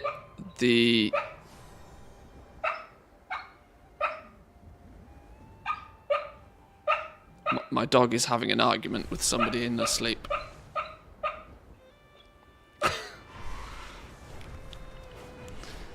Yeah, at around heroic raid gear level, you'll have things will stop scaling up. But it means if all you do is world content, your gearing predominantly makes no difference. Your gear makes almost no difference. I've repaired several ley lines, and our friend here helped repair a major one. Has the Oathstone been repowered? Some power has returned to it. Vakthros is connected to the major ley lines in Azure Span. Child, Oh, new talent point. you cannot show Where any are we mercy spending to this? She has made Primordial her Wave choice. grants you 20% haste plus 4% for each additional lava burst generated by Primordial Wave for 12 seconds. Cool. I know you hesitate at the thought of fighting any more of your own kind. What are we meant to be putting over here? Too much mercy I don't know. once, Let's just do this. twice, many times. Oh, well that didn't work, did it? It was Oh, well, too whatever. late. You speak of Neltharion's betrayal. Do not make my mistake. Why are we going all the way over here to discover a flight path before going all the way back? This seems like Zygor's lost its mind.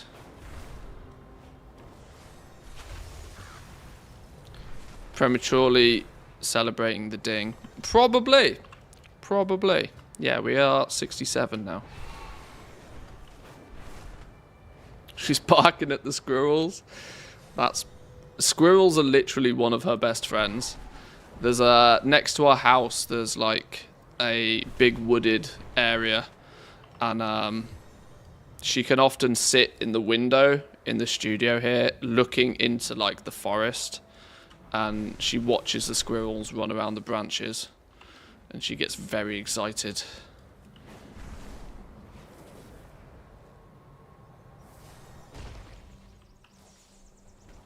And then when we're out on a walk, if she ever sees a squirrel run up a tree, she goes absolutely mental. Not like mental like I want to chase you and eat you, but like she wants to play. She wants to play with the squirrel. She thinks it's like a toy. Why can I, oh, there's the quest. Finest goods in the Isles.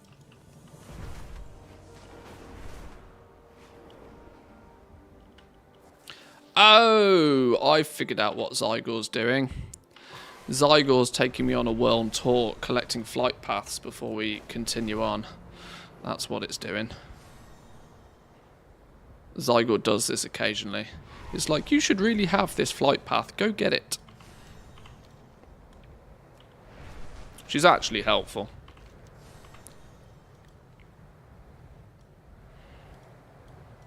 Won't need to do it though. Next expansion, when they're finally making things like flight points be an account-wide unlock, which, let's be real, makes a lot of sense.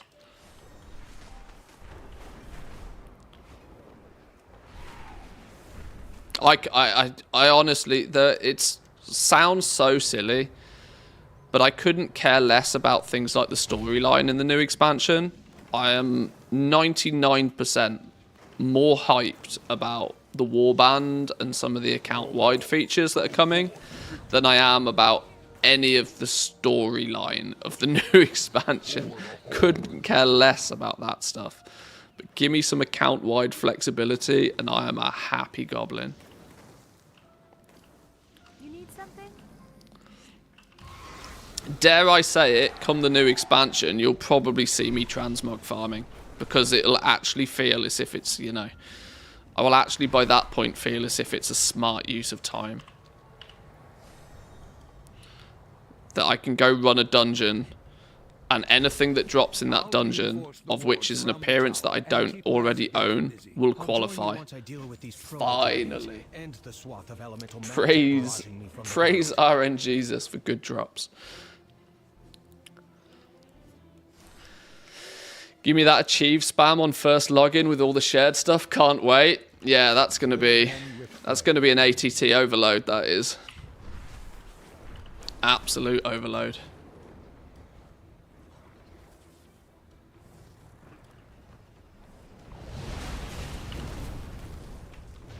They still don't know what to do with the old set class tokens dropping from the raid. I mean, they just need to make it all bind on account.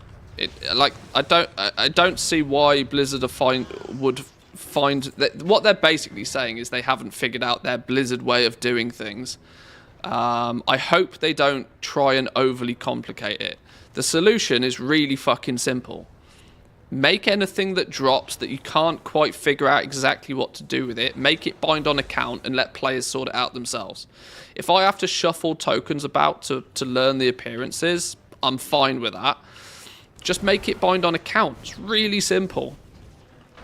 That's the solution. This is what often frustrates me about Blizzard, is that they try to overcomplicate something to do it in a Blizzard way.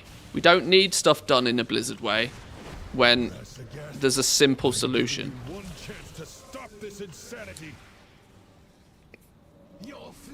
If they go as far as saying, oh, you can collect all of this stuff, but not this stuff, then it's like, what are you doing? Like, why, you know, why give us the ingredients for a chocolate cake?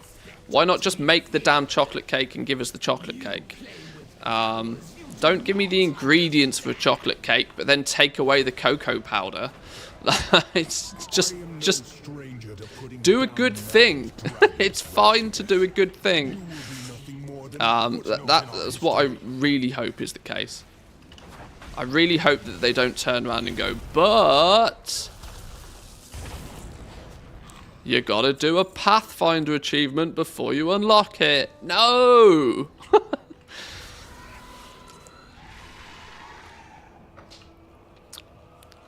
This is what gets me so vexed about little silly things like this rare change in the Zaralek Cavern.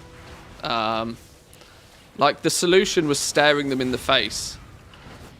But instead of just doing the obvious thing to remedy a solution, remedy the problem, they made their own problem and then made their own fix to their own problem, which doesn't actually even remotely address the problem that the players claimed they had in the first place. Which is wild. It's like, what are you doing, Blizzard?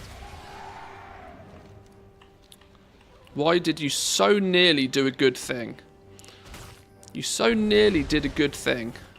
You so nearly listened to the player base, understood what it was they were trying to tell you, and so nearly just did a good thing. But then somehow you slipped on a banana skin and went in the opposite direction.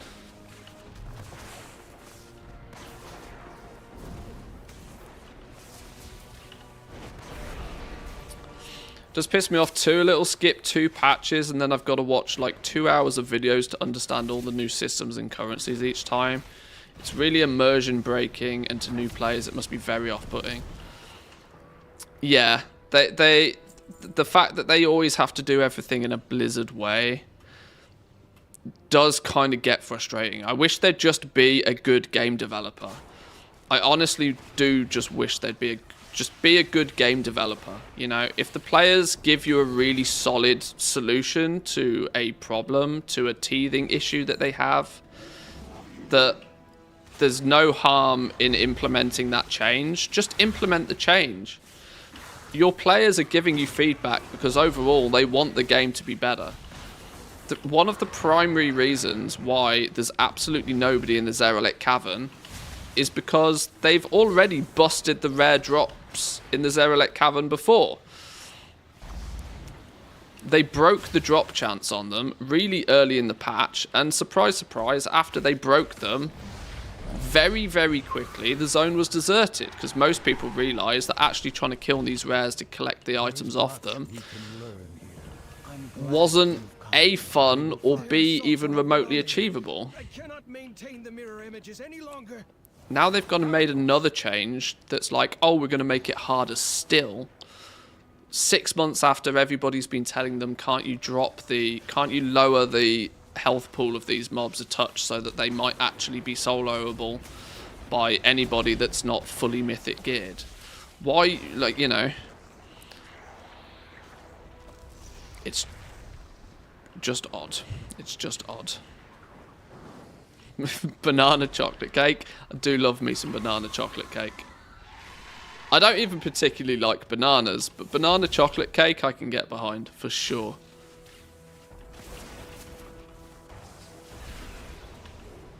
I'm like this with a lot of foods, actually. I've realised over the years. Tomatoes are another one. This'll surprise some people. I can't just eat a tomato, right? If you give me a tomato, like, this is why, like, when you get salads and they've got like whole tomatoes in them, don't like them.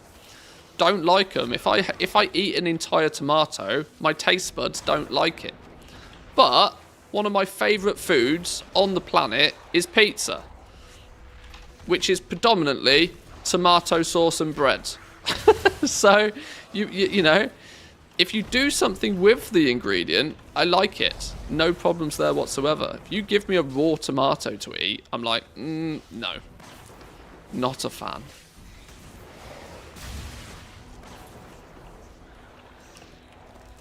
I'm the same with egg. Yeah, I can see that. Some people will happily have certain variations of egg, don't object to egg generally speaking. But if you give them a fried egg or a boiled egg, it's a no-no. Yeah, I get that.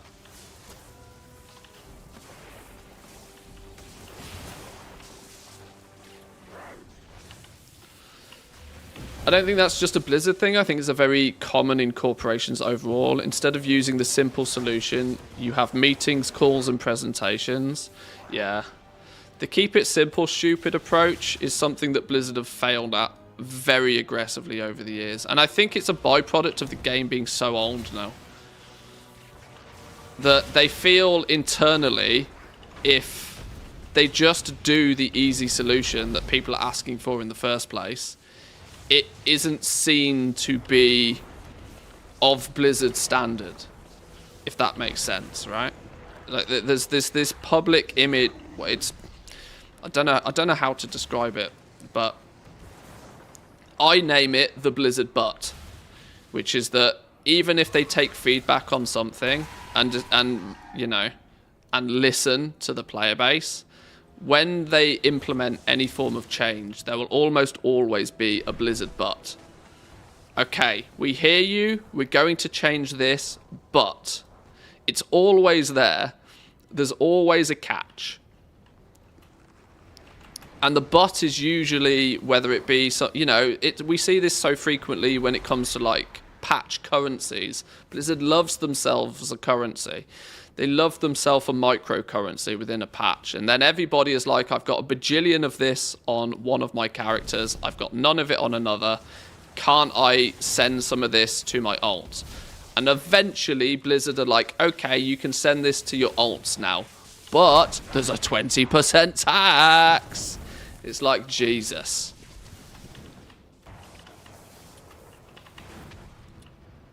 So frequently do they do it that way, and they often do it as like to, they come up with some bullshit reason as to why they're doing it, as if it's like, oh well, otherwise you could mass farm it on your mains and then not actually play your ults. If that's what players want to do, let them do it. Right? If people want to power zerg their ults by heavily farming on their main, are they still not playing the game? It's like that sort of mindset blows.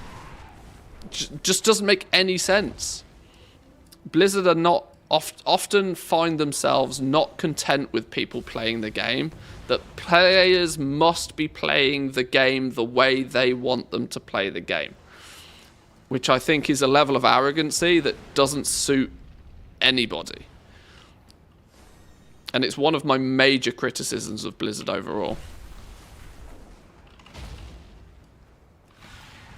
I love some of the games they produce. They've produced some of the best games ever. But this kind of arrogancy that they have towards development of their games in recent years is hard to ignore.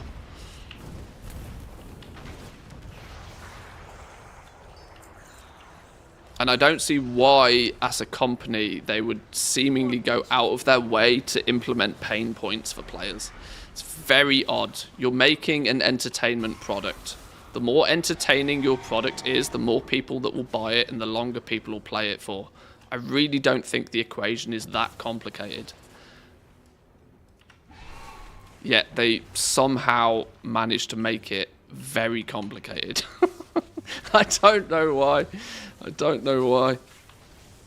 It seems totally illogical to me. And I tend to think in anything nowadays, if you can't quite work out why something is the way it is, there's always one answer, and it's money. It's always money. The answer to anything that you can't explain is always money. If you don't understand why a company is doing a thing a certain way, it's because of money. Whether they're telling you because it's money or not, it's because of money.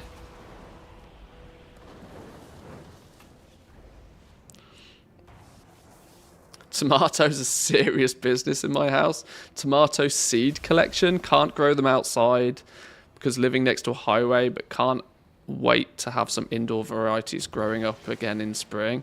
My wife was very, very pleased to finally have a proper garden to grow tomatoes in.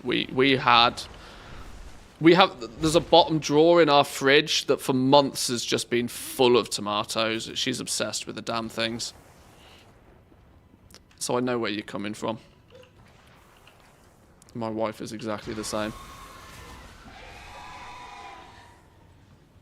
It felt like they've agreed to the account-wide stuff practically at gunpoint. Yeah, that makes no sense, right? Players have been players have been screaming from the rooftops for years at this point, saying, we're happy to play your game more, but don't make us do the same thing 12 times over. Don't make us have to repeat the same thing every single time on every single character. Blizzard structured the game in a way where it's significantly more easier nowadays than it has ever been to have multiple characters, yet the Blizzard but has always been, but if you do have lots of ults, now you have to do everything 5 times.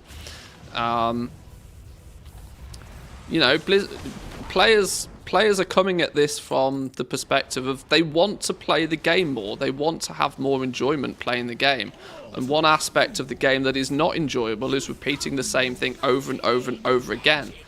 But they are very keen to play more classes, play more specs. That's what players want to be doing. And they're telling you, players are telling Blizzard, we want to play your game more. And it's crazy how reluctant they are to implement some changes like that.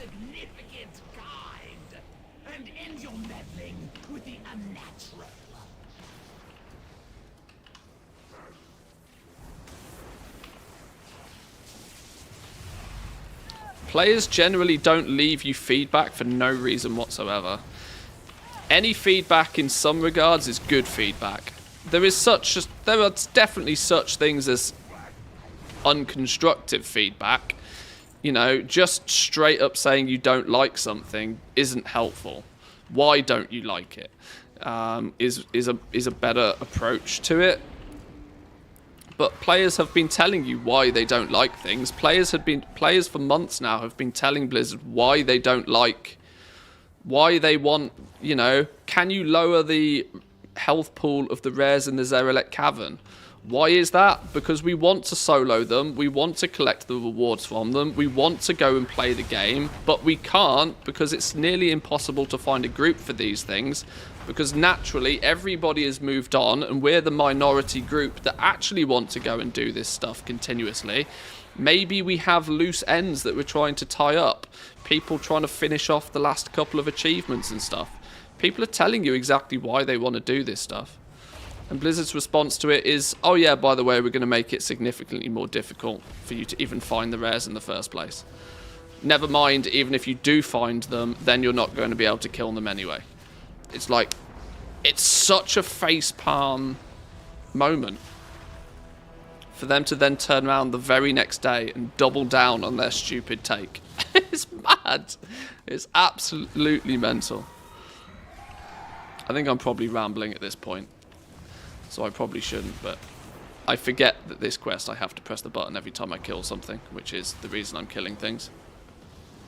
It's why this quest takes forever. Love a good Manthieus moment.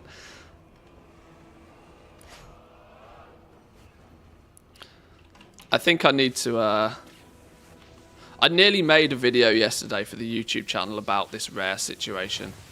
But I thought it would be best to vent some anger on stream first, gauge public perception a little bit more, and maybe run it through my head a few times before putting it in video form, because otherwise it could be... I mean, it only is going to solidify the reason why I'm not considered a WoW partner if I just lay into Blizzard continuously.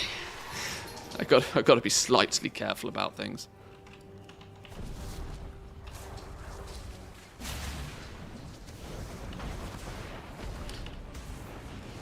Maybe we should just start a video series of Manthieus moments. If I take it as a branding opportunity, maybe I can get away with it.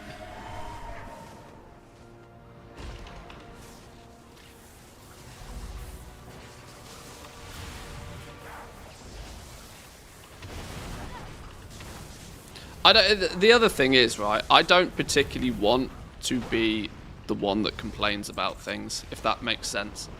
I think there's too much complaining generally on the internet. It's very easy to slip into a content routine of where you just complain about things. And unfortunately, the internet tends to reward it, but it only rewards it to a degree. It rewards it with initial views and initial attention, but it doesn't particularly do well for you as a content creator long term. There are some very noteworthy World of Warcraft content creators that have gone down that route, should I say, historically, that it has not worked out for the better for them. So whilst I don't mind sharing my opinion on things, I'm also kind of cautious that I don't just become a grumpy old man about it. Because it is just a video game. It's just a video game that I play like nearly every day. Just a video game.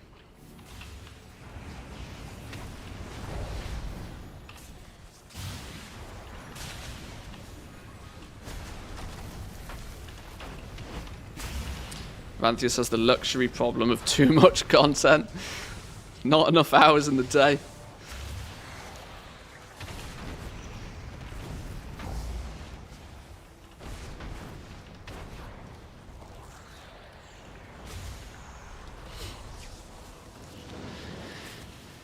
It's not complaining, it's giving a rational perspective, but with passion. That's it. That's the line you have to. That's the line you have to follow. You have to make sure that your criticism is considered constructive, This is why whenever I do a specific, it slips a little bit on the stream, but this is because it's live and it's raw and it's unedited and it's, you know, often just brain dumping ideas. But it's often when I do a video, if it's got a more negative tone to it, I always like to make sure it is considered constructive criticism. If I present a problem, I always like to see if I can present a solution at the same time. Because I've always thought presenting a problem without presenting a solution is useful to nobody, right? Great, you don't like something. Well, what do you reckon we can do to fix that? If you don't have an answer to that question, maybe just keep your mouth shut. Is kind of the approach I've always taken. It was an old management trick I got taught. That you can actually deal with most people's objections if you just ask them to fix it themselves. Oh, you don't like this? Okay, what can we do to resolve that? Well, you could look at doing this. Okay. Oh, okay. You know, people don't expect it.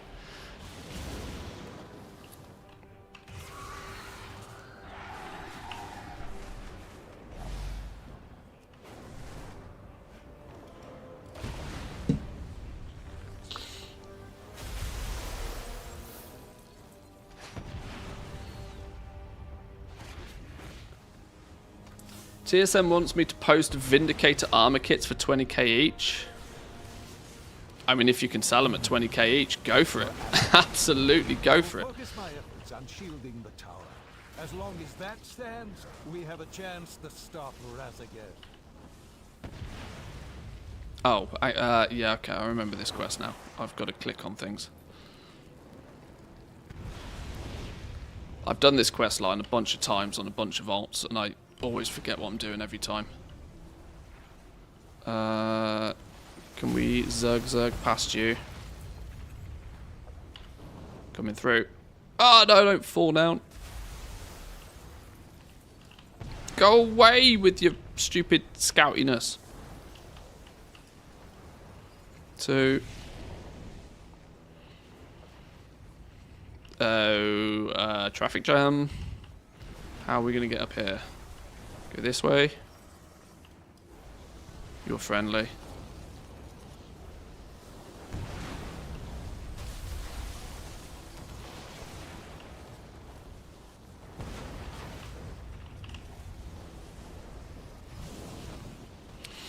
Had somebody asked me to do something impossible, I asked them how realistic they think it would be to do it. He agreed it wasn't. Yeah, that's it. Conversation over at that point, isn't it?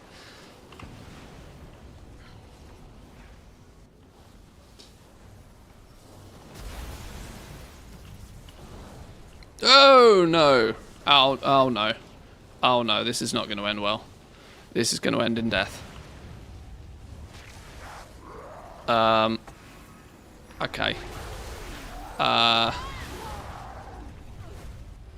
I outside of range for incarnation? Ooh, this is going to be risky business. Woo! Saved. Shame and privilege. Did it. I could use my mirror images once more. Meet me with feign death, feign death. Oh wait, yeah, exactly. Even I was looking for the F button to feign death then for a minute. How the flipping hell do we get up here? Oh, we actually go this way. In the cave. Now I remember. Over here, I found an area to take cover for a moment.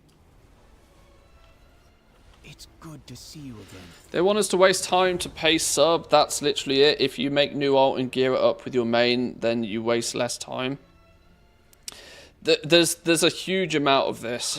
There's a huge amount of this. And I would love to know. I would love to be a fly on the wall in Blizzard HQ sometimes. I would love to be a fly on the wall sometimes. Just to see how their engagement metrics really affect the way they drive the game forward.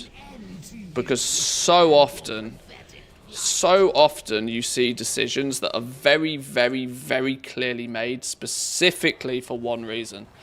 And there's no denying this change to the rares in the Zarelek Cavern is one of those.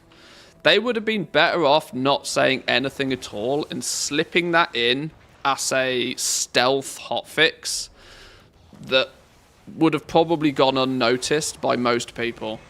It would have probably got far less backlash if they'd done that. That's not justifying it, but they should have had the, you know, they should have seen that it was a change that was going to go down like a lead balloon.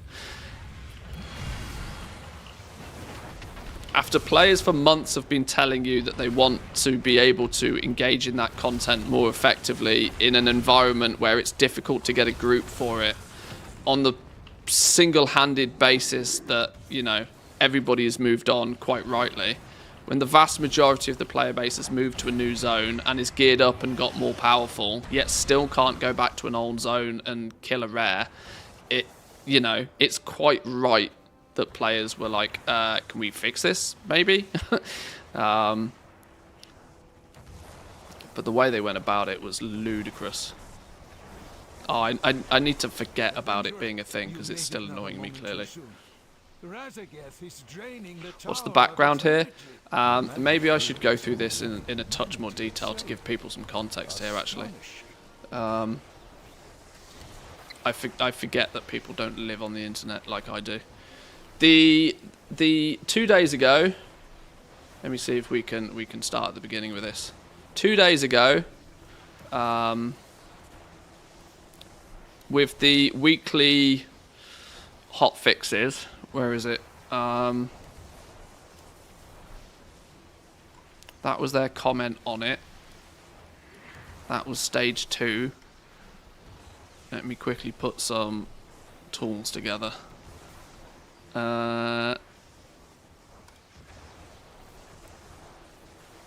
So in their weekly hot fixes that they put out there was this line down here. Creatures and NPCs. Unpulled rare elites in the Forbidden Reach and the Zarelek Caverns should now despawn after 15 minutes, unless players are in their immediate vicinity. There's no way to sugarcoat that other than it is a nerf to the experience you already have. There's no way to sugarcoat that.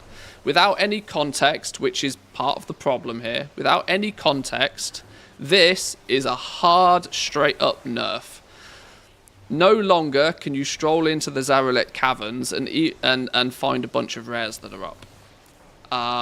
Now, this wasn't addressing any of the concerns that players have had with the rares in these zones. The problem that players have had with the rares in these zones is that they are, for the most part, group-only content. If you do not have, unless you are a tank, you almost have no chance of soloing these unless you are geared up the fucking wazoo. Right? Unless you've got 1% gear, you're probably unlikely to be able to solo these rares. So if, considering the majority of the player base has moved on, we've got a brand new zone, of the Emerald Dream, it is quite likely that everybody is going to move over there. It's been this way in the Zarelek Cavern for a little while now, that most people have practically ignored the rares for the single reason of that they know they can't kill them by themselves, and it's remarkably difficult to put a group together for them. So now they turn around and they say, right, well, if they're not engaged within 15 minutes, they're just going to despawn. So that's a clear nerf. It's a clear nerf. Previously, at least you could go into the cavern and try and put a group together to kill it.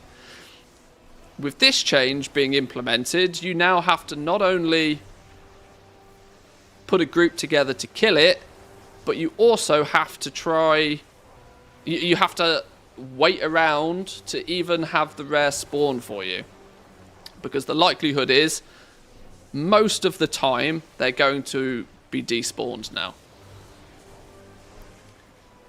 This caused a lot of controversy. A lot of people very rightly said, well, this is just a straight up nerf and is exactly the opposite of what we were really looking for, which was a slight health reduction to the rares in those zones so that we could theoretically solo them. So if you wanted to collect those last collectibles off them, if you wanted to, you know, complete those achievements, you could tie up those loose ends by going back to a previous zone, and in your now new, stronger gear, I, for example, during the Zaralek Cavern was about 410, 415 gear. I am now 450 item level, so I, in theory, am substantially stronger. Yet still with 450 gear, struggle to solo most of the rares in these zones. So quite rightly, people were annoyed. And people were quite public with their annoyance.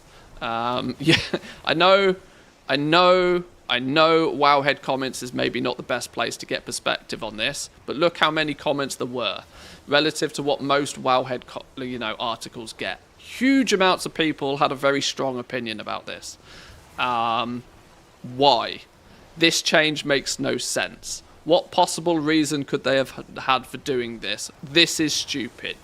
Kind of weird. Anybody know why they would do this? Big L. The consensus to this was not good, right? The consensus was not good whatsoever. So, instead of Blizzard turning around and providing clarity and maybe going, oh, you know what? You're probably right. This is just making a situation yet worse for players. They've doubled down. They've turned around and they've said, this is why. And it's a super contradictory post that they've put forward, right? So we'll read it together. They've been closely reading your feedback about the recent changes to the rare elite creatures in the Zaralek Caverns and the Forbidden Reach. A number of you have asked us why we made this change, so we want to give some more explanation. We can also share a bit about what might happen next. This isn't even something that this is still in the planning stage. So they're going to give you the nerf, and only now that there is seemingly backlash are they going to panic and try and come up with a fix, right? So they're on their heels already. We'll use the Zaralek Cavern as an explanation, but all points will also apply to the Forbidden Reach. As shown above, the Zaralek Cavern map is regularly displaying 12 to 15 rare elite enemies to be killed at any given time. This was not an occasional jackpot moment. This is a really important sentence. Why? Because they're actually showcasing that the average player might actually consider this a positive. Right? This isn't a problem that people had. There was not a problem with the rares being up and available. In contrast to that, a lot of people would actually stroll into the Zaralek Cavern and go, oh shit, look, all of the rares are available. Fantastic. Maybe I'll try put a group together. Maybe we'll go around and try and kill some of these rares. Maybe I'll try and do it solo and try and kill some of these rares. Great, the rares are up. I can go and, progress with my achievements, progress with my collections. Blizzard have even said that themselves, that the average player might stroll into the Zaralek Cavern and consider this a positive. So it's not a problem. So if it's not a problem, why are we trying to fix it? If anything, it is the opposite of a problem. It's actually a positive. So why would you try and fix it? Firstly, this was the default state of the zone for most players who came along. Because of this, we regularly saw players who might want to take down those rare elites, but they and other players were scattered around the zone. Due to the sheer number of different spawn points, players simply would not come across other players who were also looking to fight the same rare, even in Group Finder. So they've even gone as far as to say, we know that you can't find enough people to take this group content down in a group. So they've actually reaffirmed absolutely everything that everybody was already saying is the reason why this change is absolutely batshit crazy. Right? They've gone out and they've reaffirmed exactly what people were saying. They've shot themselves in the foot. They've both said at the very same time that this is a good thing, and most players perceive this as a good thing, so there was no need for the change in the first place. Because nobody complains when they hit the jackpot, right? They've also then reaffirmed to everybody that this is only a thing that applies to a small percentage of the players. This isn't a vast, wide problem. I mean, it's arguably not a problem at all. But they've then said that even if you try and find the group finder, it becomes difficult for you to put a group together to kill a single rare. Because there's only a small amount of people that want to do it, right? Yesterday's hotfix was a step that we're taking to focus attention on fewer rares at a time and encourage the glorious murder balls that we all know and love. Well, that's counterintuitive. You ain't never going to get murder balls for last tier's content.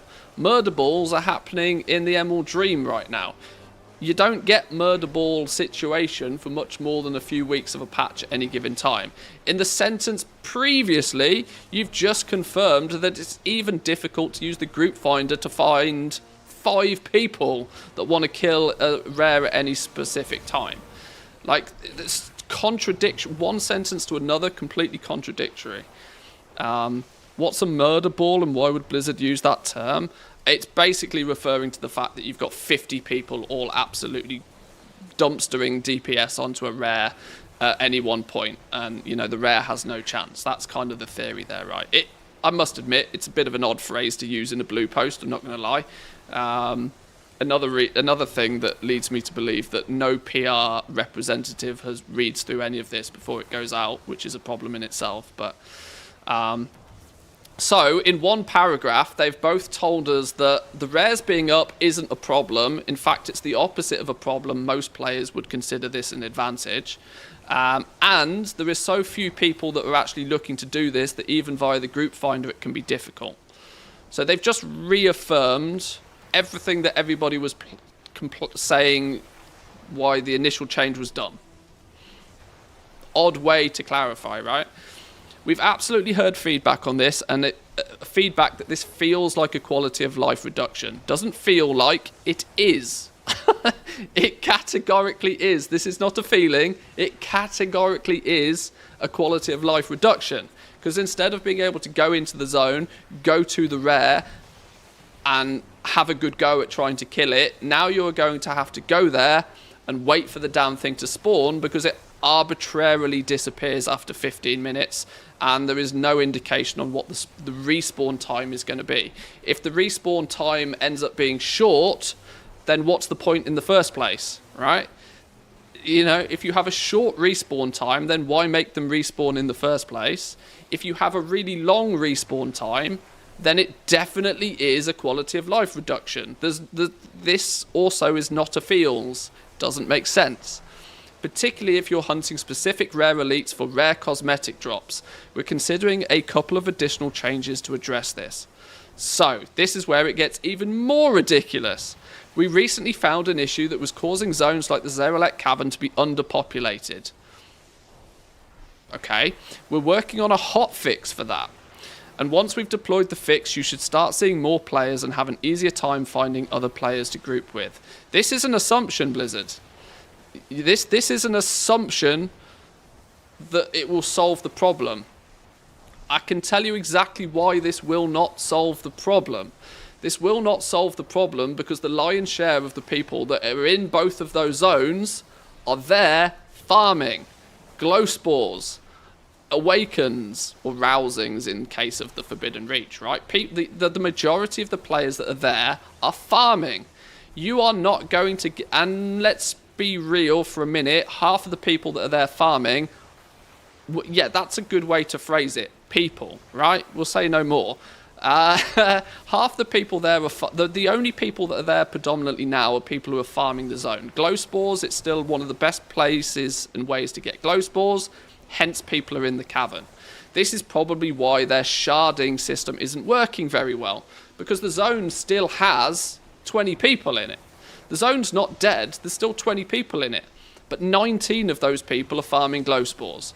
Those 19 people are not going to stop doing what they're doing to help one random person go kill a rare, because they're not interested in killing the rare. They're there farming glow spores. And if the zone has 20 people in it, the shards are never going to get merged together because they probably have enough people in the zone for Blizzard's sharding technology to consider them busy, right? So a hotfix to address this isn't going to make any difference.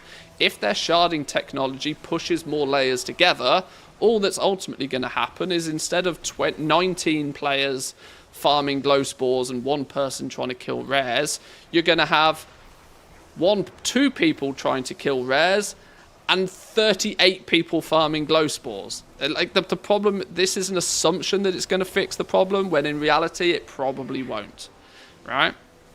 More competition for glow spores as well. Yeah.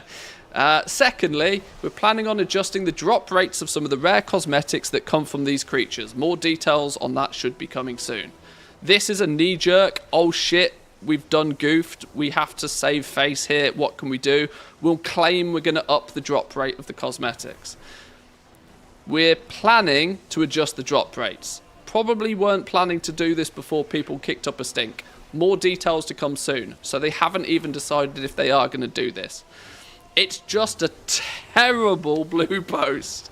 A terrible, terrible blue post that's completely contradictory from one sentence to another. Does nothing to actually, you know, if this blue post was a lawyer, you'd fire that lawyer, right? Because they are not arguing their case very well at all. And it's madness.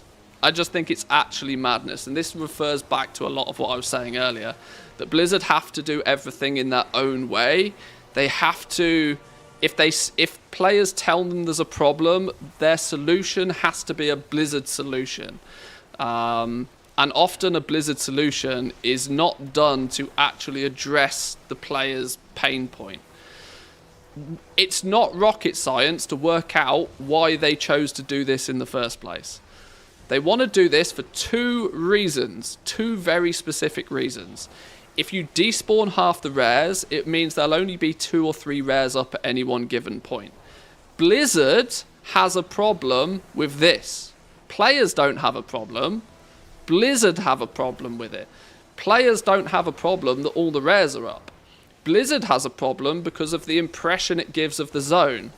It gives the impression that there's nobody there, nobody's doing anything, that it's a dead zone, which is the negative opinion. But that's a Blizzard problem. That's not a player problem. The player problem is that when they do choose to go there, they can't kill anything anyway because everything hits like a tank. So what players have been asking for is a small reduction in the health pool to fix this entire problem.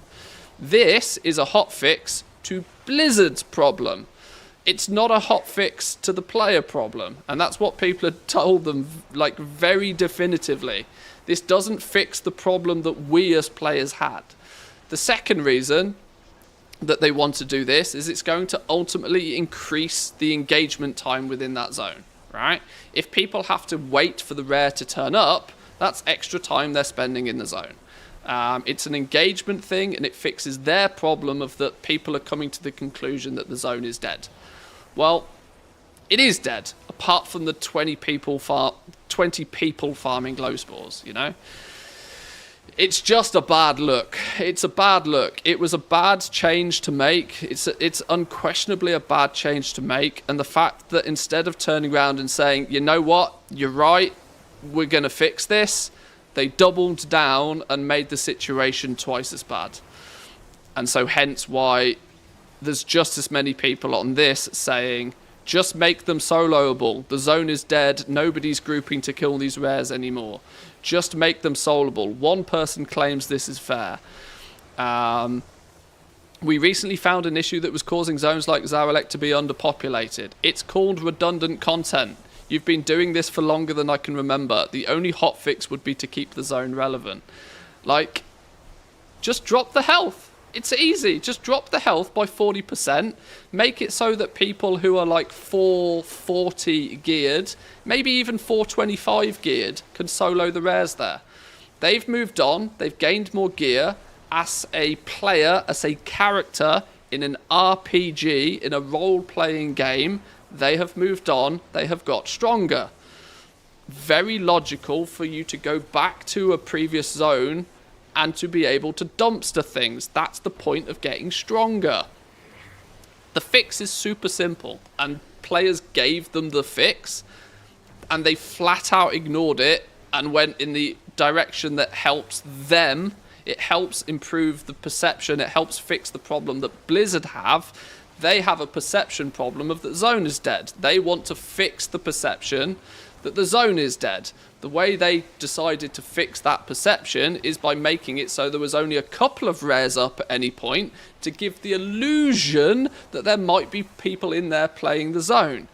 This is why in games, look at the capital cities, right? Look at the capital cities in World of Warcraft. Go back to Dalaran.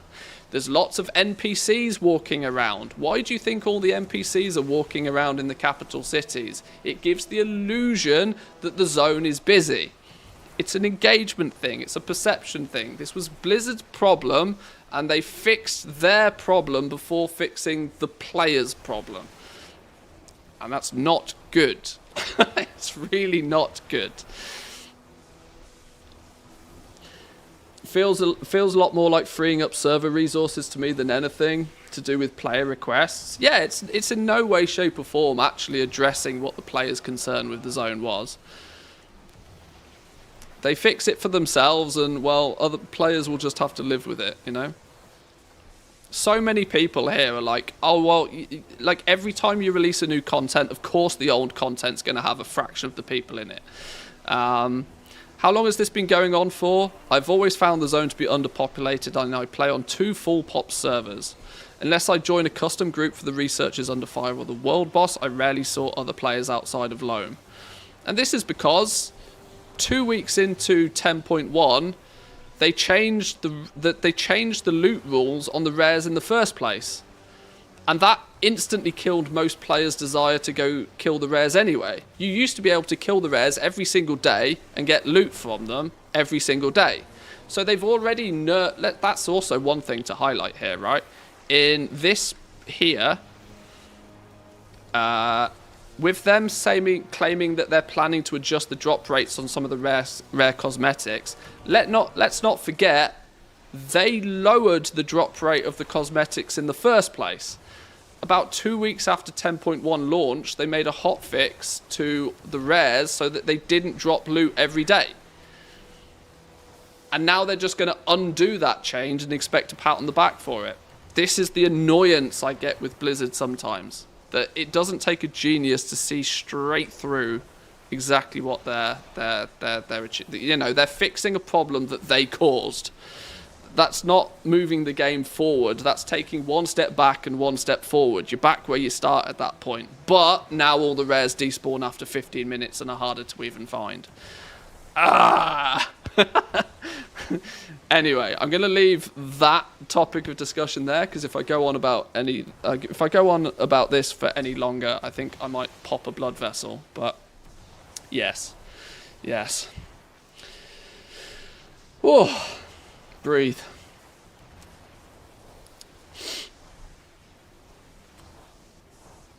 At least they're doing something.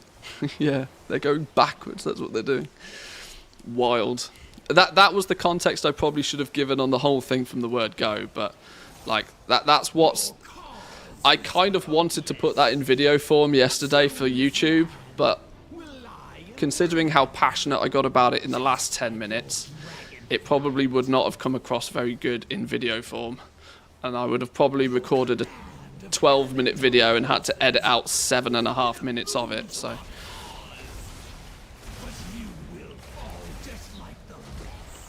More murder balls in caves, noted, yeah.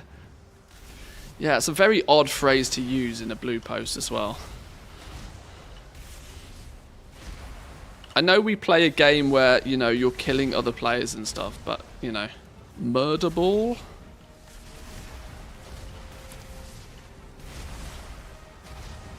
Now can you repeat all of this in Finnish? No. No. I can get passionate in English. I can maybe order a coffee in Finnish, but Manthieus doesn't do Finnish.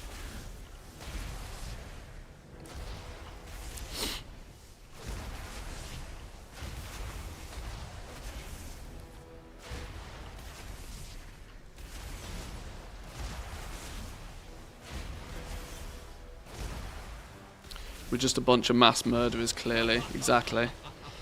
That's all it is. We need tools to do realm hop. A good solution, the player-based solution to this is simple.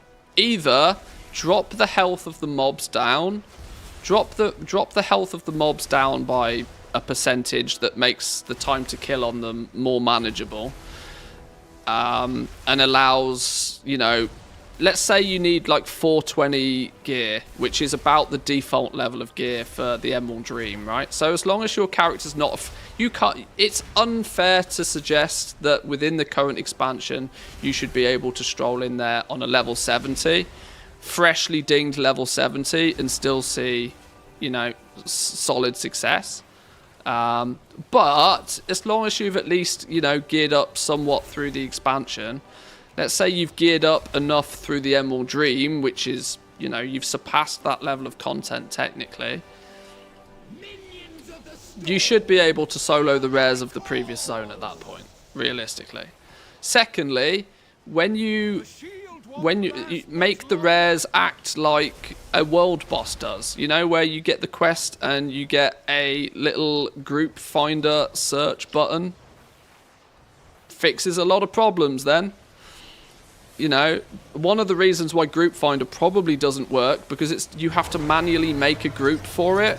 You have to know what to search for in the Group Finder. It's not convenient. Put one of those, you know, little buttons you press and it automatically sets the group name and stuff, much like the world bosses. Then you might find group content for it is still, you know, you might not have 12 different groups available at any given point, but you might have some, right?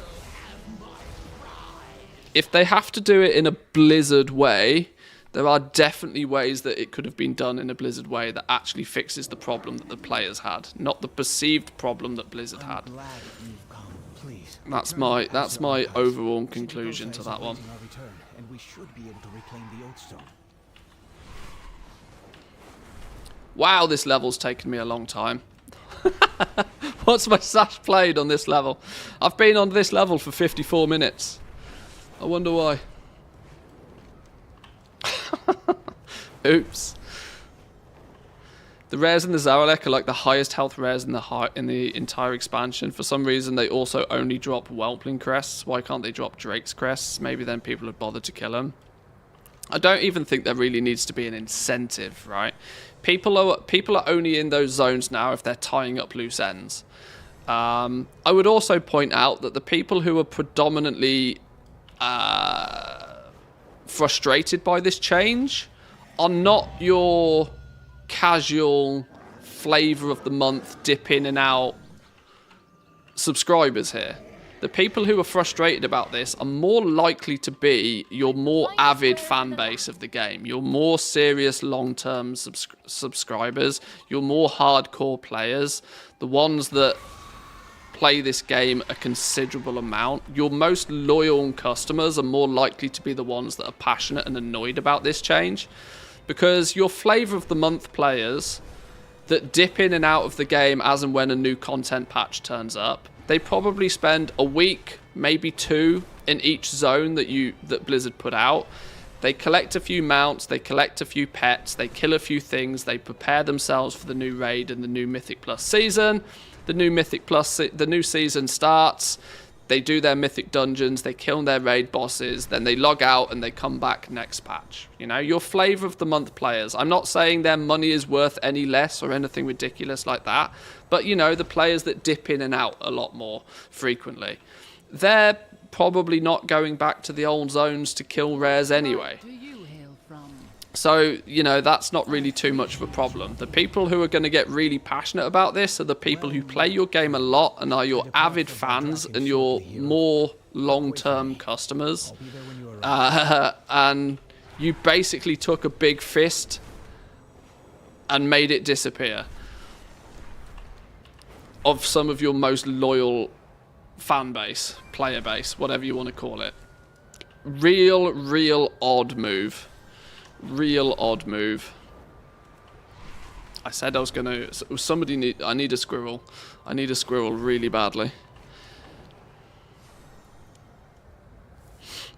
Recently got my level 60 priest and did 1 super bloom, 1.8 levels. Priest now chilling, building up rested bonus. I bought all the cloth heirlooms to see how much experience I get next time. A super bloom's still giving, a super bloom's still working for that. Didn't they make a hotfix to? Didn't they make a hotfix to that so they didn't give, so it doesn't give any more as much experience anymore? I don't know. They work, but you have to be summoned into the Emerald Dream now. Oh, have they made it so you can't use the portal until you're 70? Oh, they disable the portal for below 70s. Okay, so that's what they did. Okay. So they band-aid fixed it. Of course. Oh, there's stuff in this room people shouldn't see. I'll tell you what, we'll just put a lock on the door. Even though warlocks exist, yeah. Oh, I do love this game, honestly. I know I rant and rave about it, but it comes from a place of passion, I can assure you.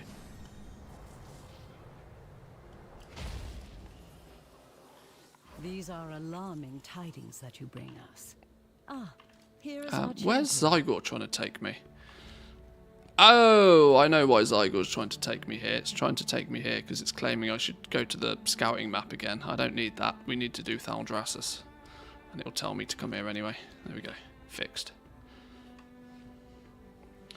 I missed the launch of the Zaralek with some IRL stuff, and it was such a pain to catch up after everybody left the zone.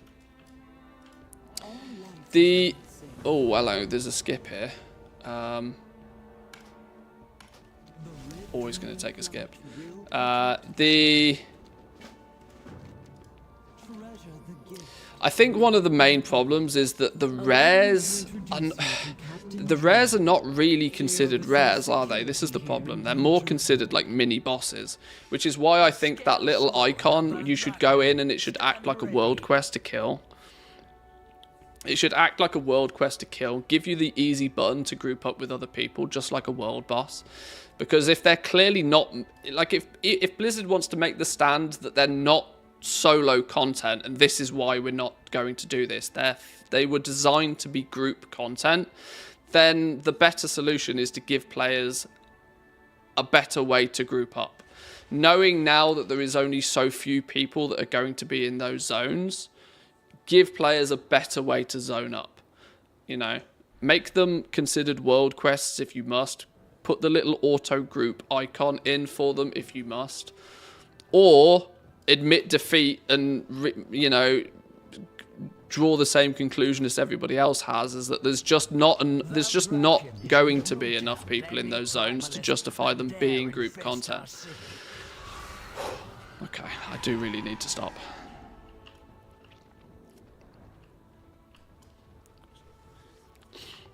Right, where is it telling us to go? Oh, I know what we're doing here. This is weirdly the intro crests.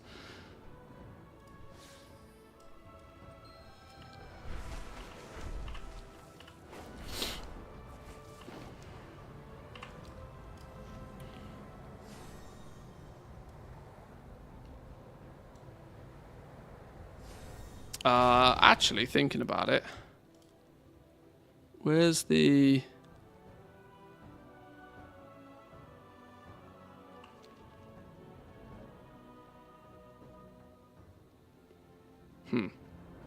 Okay. No boost. Well, whatever. We'll do it either way.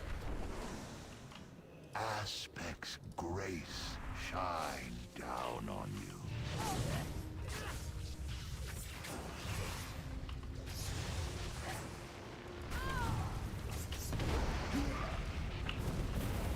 Speaking of chocolate banana oatmeal cookies, that's a good distraction. That's a very good distraction.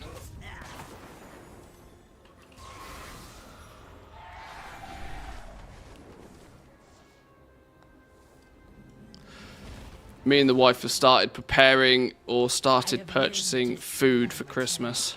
Well, not food so much, drinks. The waters flow again. I bought 6 bags of coffee yesterday, making sure that I would not have any lack of coffee over the entire festive period. We also have family coming over for Christmas, which is why I've gone a little bit over the top with coffee, but coffee's more expensive than cocaine in Finland at the moment, which is mildly frustrating. So when it's on offer, buy in bulk, and that I did.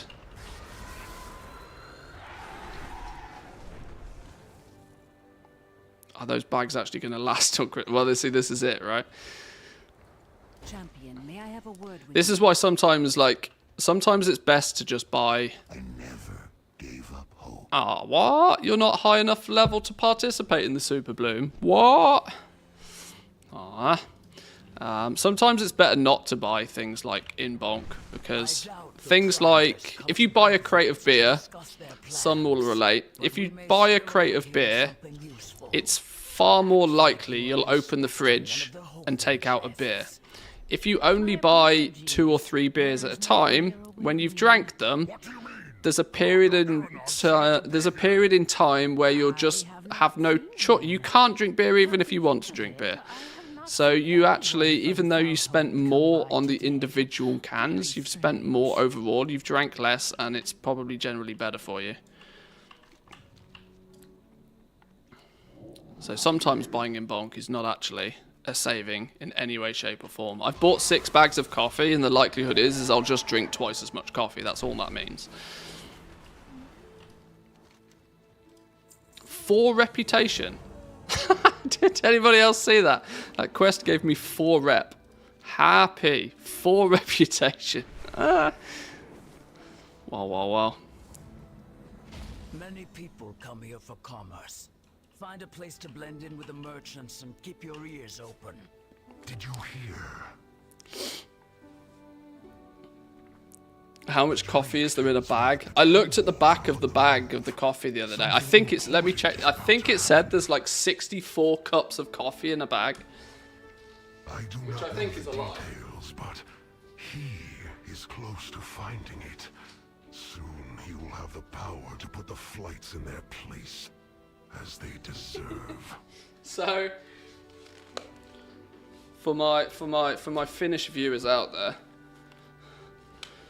this is the coffee, and it claims on the back of here there's 475 grams of coffee in the bag, and I don't know how well you'll be able to see this, but it claims, let's see how well, it claims there's here, it claims there's 63 cups of coffee in one bag. Now I can tell you for a fact, I don't get 63 cups of coffee out of one bag. Nope. Nope. One of these bags of coffee probably lasts me a week.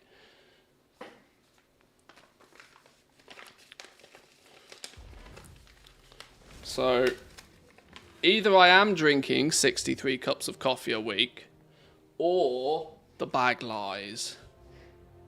You held up the coffee and immediately an ad rolled. Oh, did it really? Oh, I'm sorry. Twitch plays ads, and it is meant to tell me about them, but it doesn't make a big song and dance about them before they happen. Was the ad for coffee? Yeah, it should have been, shouldn't it?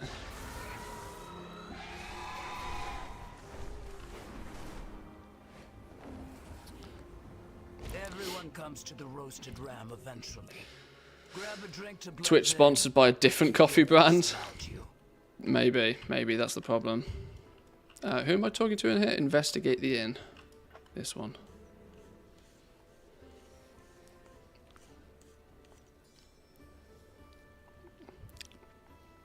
I should try and, you know, I should try and get myself a coffee sponsorship. The amount of coffee we drink and the amount I talk about coffee, there has to be a coffee company out there that wants to throw a sponsorship my way.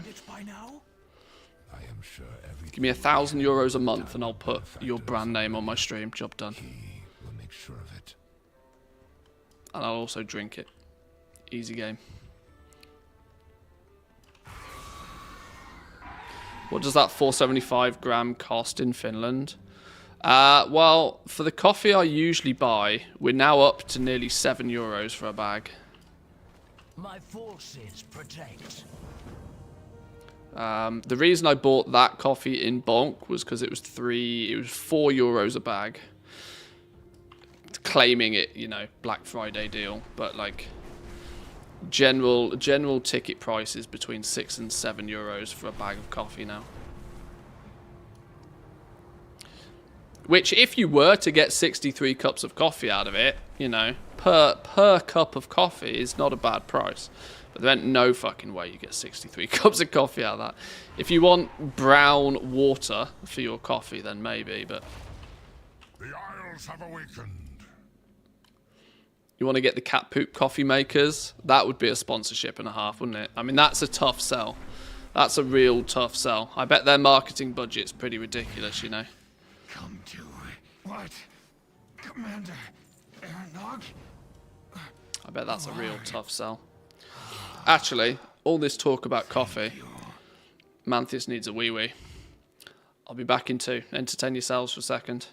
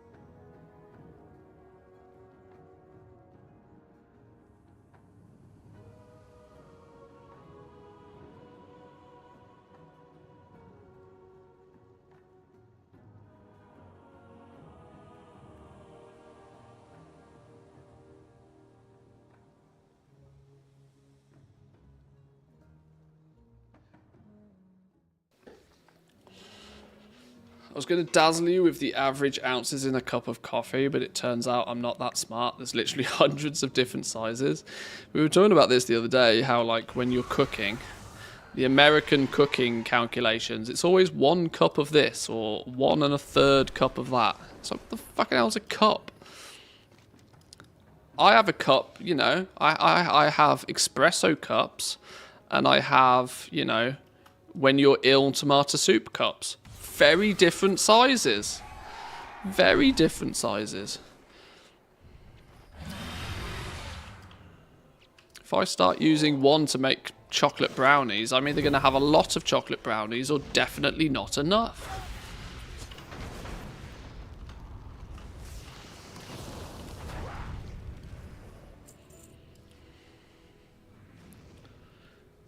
Drink a lot of tea. It's pretty cheap, calculated down to the cup, even though I get good loose tea. I've never. I know this is sacrilegious to say, but being British or being English, even more so, and not really drinking tea, I know is against the law. But I've always been coffee, not tea. I don't even particularly like the taste of tea.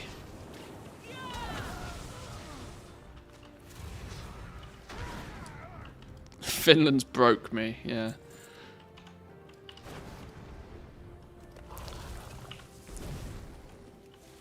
€9 to €12 a kilo. Well, if you buy in bulk, you can buy beans in bulk, coffee beans in bulk. When I used to have one of those bean to cup machines where you just put beans in and it grinds it and does all the good stuff. I used to buy bigger bags of beans then, and it actually was more cost effective. Like with many things, buy in bulk and it's a bit cheaper, but the 500 gram bags are just convenient because, you know, I pick one up every time we're at the store each week doing a food shop, and just, you know, it means you never forget. It does mean that, you know, €6 to €7 for half a kilo is probably... You could probably do better than that. But you could also buy the absolute cheapest coffee. You know, I don't buy the absolute cheapest stuff. I'm not a coffee snob, but I don't like the absolute dog shit water.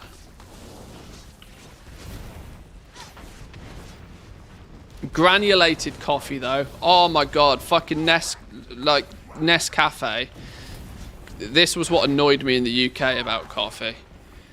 As that, oh my days, like flipping granulated coffee, which you just add water to, is not nice. Is not nice. It's understandable why English people, when they drink coffee, put like half a cup of flipping milk in it. Because if you try and drink that stuff black, it tastes horrible. I don't know what the hell they do to it to granulate it like that, but it's not good.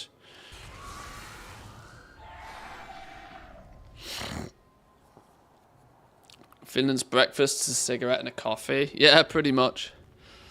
Pretty much.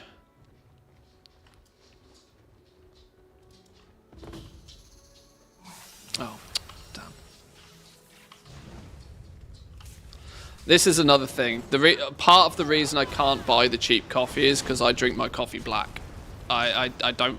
Keep your milk out. Keep your dairy product out of my coffee, please.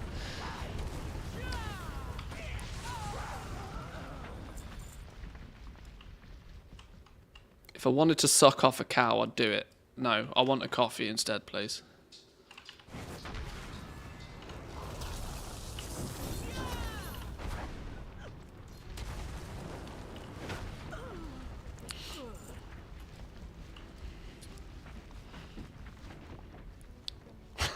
Black coffee matters. Let's not make this too political now. I did an Italian exchange when I was 16. The guys whose family I stayed at had 4 espressos and 2 cigarettes for breakfast before school each day. Yeah, that sounds about right. Yeah.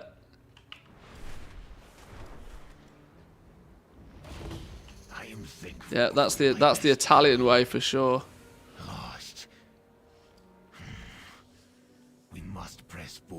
Drank black coffee for 8 years, had to start adding a little milk because of heartburn. I mean, if you're drinking so much coffee that it's causing you a medical concern, I don't think adding milk is really going to make much of a difference. Maybe you should just drink less coffee. You know. Oh, I got this terrible cocaine addiction, so I just started mixing it with baking powder to make it, you know, less harsh. No, maybe just lay off the cocaine. You know, there is a better solution here. There is a better solution, I can confirm that. Drink less coffee. I mean, that is a hot take. That is a hot take. A spicy meatball.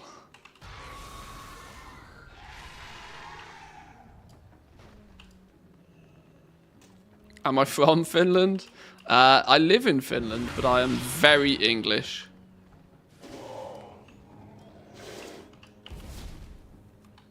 But I've lived in Finland long enough that I am very well acclimatized. Outside of learning the language, obviously, because that's ridiculous. Nobody learns Finnish. Even Finnish people don't learn Finnish.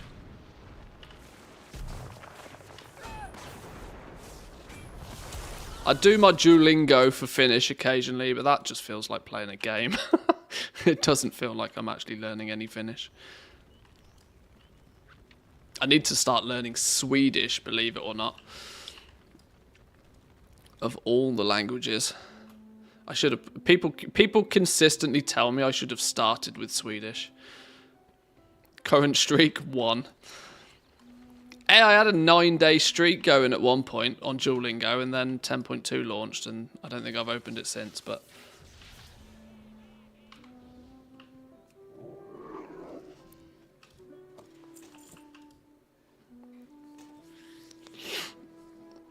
I've only ever had 1 cup of coffee ever. It was horrible, never touched it since. It probably wasn't made right. Good chance it wasn't made right.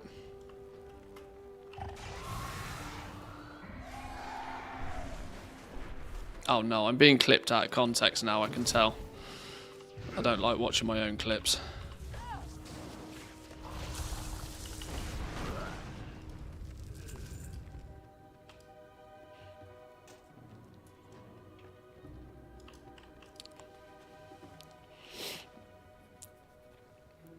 It's not good. Nation with no language is going to die sometime.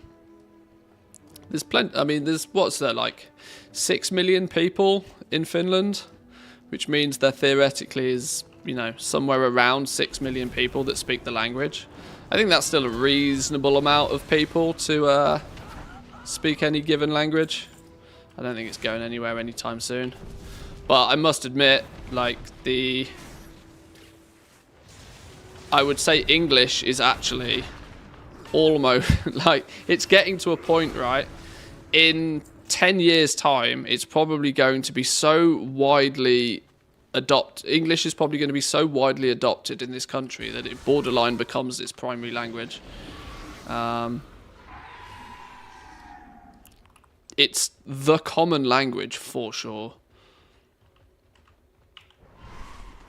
You absolutely 100% can't avoid English in this country. You go to some European countries, Italy, France, Germany, that's, you know, those sorts of places. They're big enough countries where, you know, things that, you know, TV is dubbed, most radio and music is in their, you know, native language. Finland is small enough that it's not worthwhile dubbing stuff, and so English is slowly weaving its way in. And whilst it's a bit of a disadvantage sometimes not speaking Finnish, honestly, as soon as I start talking English, then, you know, I come across Finnish people who have better English than I do. It's incredible. It's rarely a problem not speaking the native language. And I tend to find Finnish people generally are quite happy to speak English as well. This is something that I don't see a lot with other nations. They seem to really take pride in how good they are at speaking English as well a lot nowadays. Keep the Primalists busy while I search further up the tower for the commander. There was a political understanding in the 20th century in Scandinavia as a whole that improving English was good for the future of their societies and economies. I mean, it's clearly working. It's clearly working. The Nordics and Scandinavia as a whole are global leaders when it comes to economy nowadays, I feel.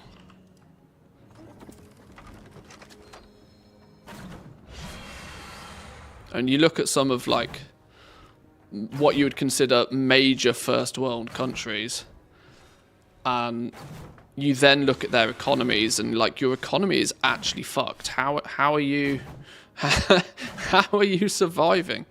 America, you are busted. The United Kingdom, you are hella broken right now. Your economies are in tatters.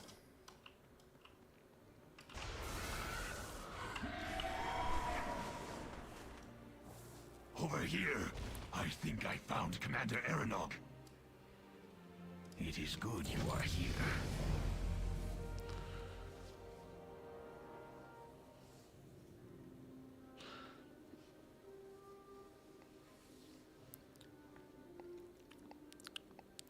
What politics on this channel? Yeah, like I said, I do try to keep politics, you know, I try to not let politics seep in too much, but economics is one of those conversations that tends to cross over quite nicely into WoW, at least in what I would consider our style of play. Your death will be agony.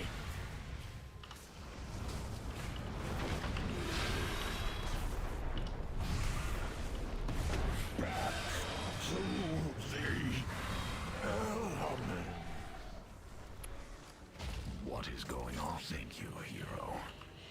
68, we're getting there. Getting there.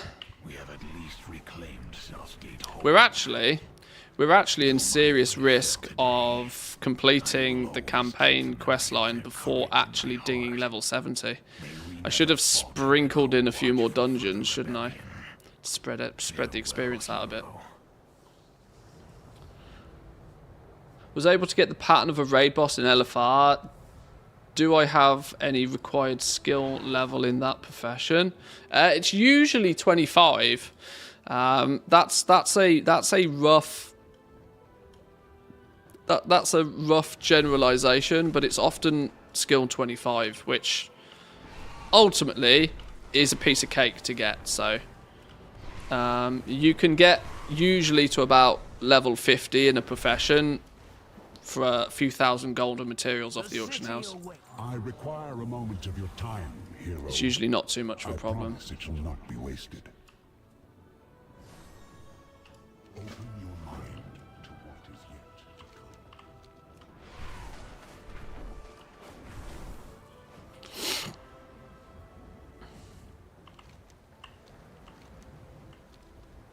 Where are we going? Oh, it's doing this thing where it's going to tell me to get a flight point again.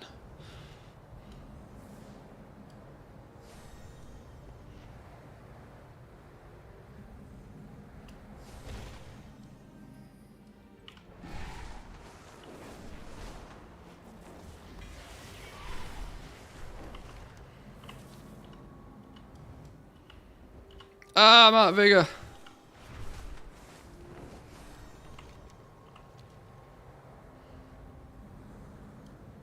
Oh no, this part of the campaign.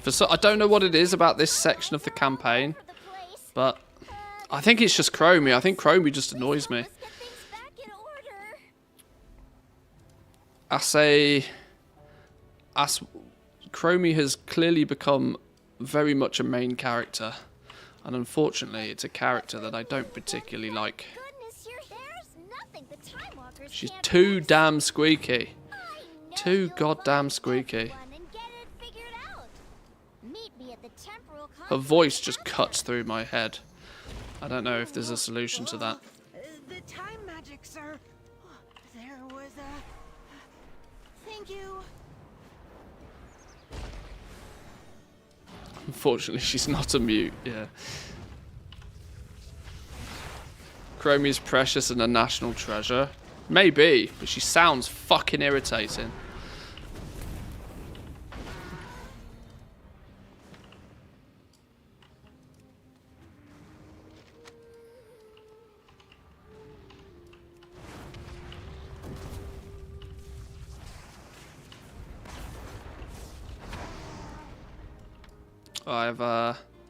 Like I said, it's nothing personal. Other than your voice annoys me, which I guess is quite personal. But you know, outside of that small inconvenience of that I can't stand the sound of your voice, no complaints.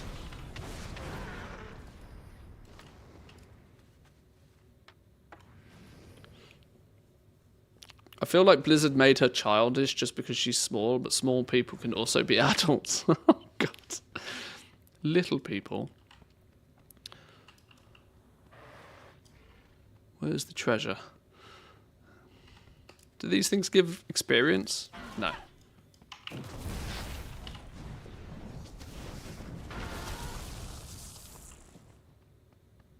Chromie looks and sounds like a horrifying possessed doll. Yeah, maybe one too many 90s horror films could have something to do with it. Yeah. Yeah, you might not be too... Yeah. Isn't she a main character in the Poltergeist or something? Yeah. It's sister. It's just... I mean, is it even safe to assume Chromie's gender nowadays? Who flipping knows? Who knows?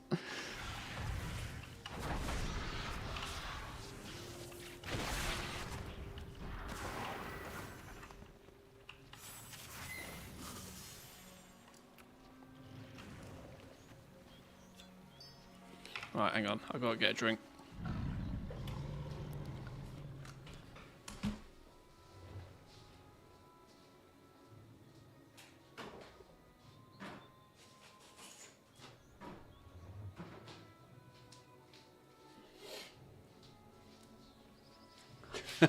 Chucky started it. Yeah, it's all Chucky's fault. Flipping scary ass baby thing.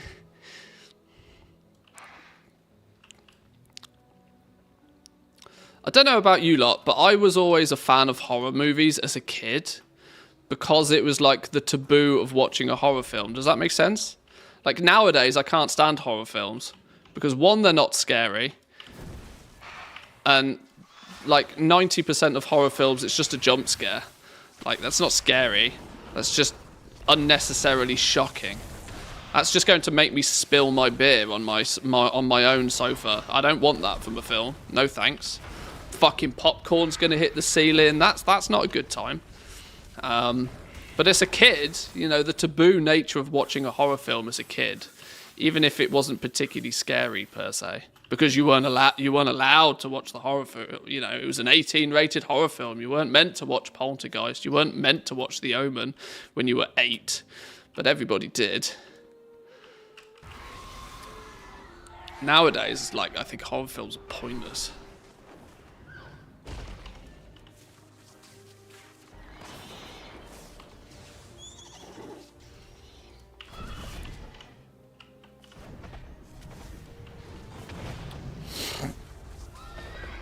There's a whole load of psychology around the forbidden fruit. Yeah, I guess there is. I've always been a big fan of psychology. I had the option to take psychology in high school, and I always regret not doing it. Even though they would probably have only taught you dumb shit that is kind of self-explanatory at that level.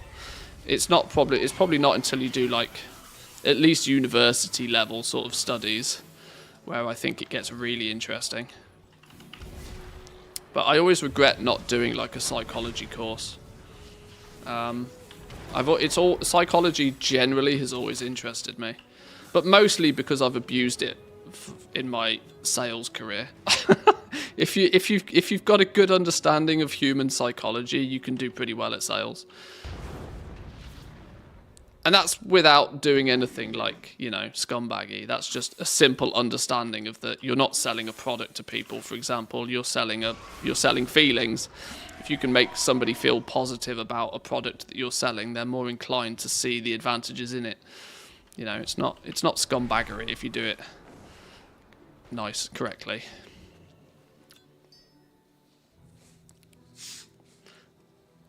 Talked about 18+ sexual content yesterday. Today it's 18+ horror. I wonder what's on offer tomorrow. Nothing, because it's Saturday. No stream tomorrow.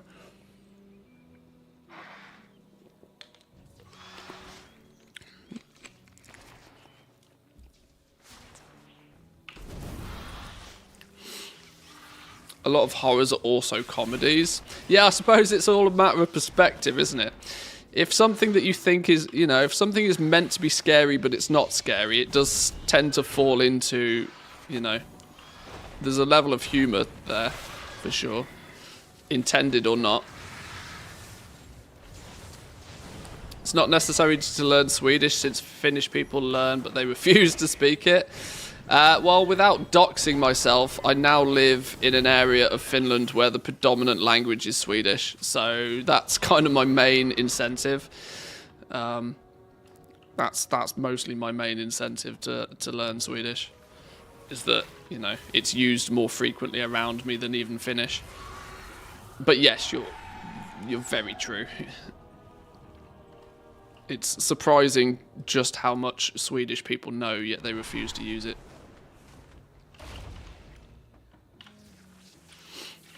Maybe time to move back to the UK.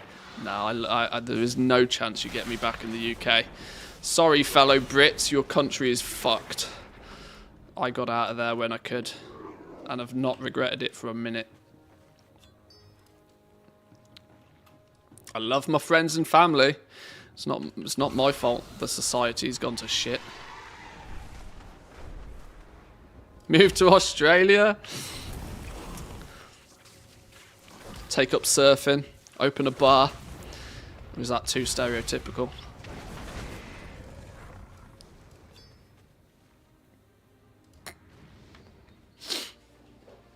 It's all my fault. Yeah, it went to shit because I left. Yeah,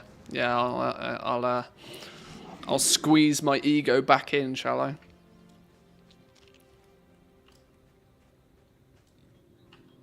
I need 2 more collectors. There's one.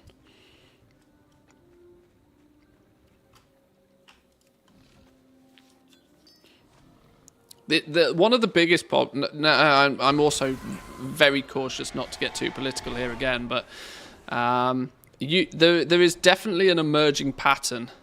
Countries that become divided go to shit real quick, right? If you are not all united, you're gonna have a problem on your hands. America's a prime example of this. America is literally split down the middle, and look at the problems it's causing over there. And unfortunately, the UK has very much copy-pasted that same ideology. That the country is so very divided, it's just slowly falling apart, and there seems to be nothing that anybody seems to be able to do about it. Anybody that pushes in one direction or the other just gets slapped down by the opposing side. It's a bit of an issue. Dante, this is the adventure I told you about. Whereas places like Finland, there are clearly differences of opinions, but they tend to work together for the greater good.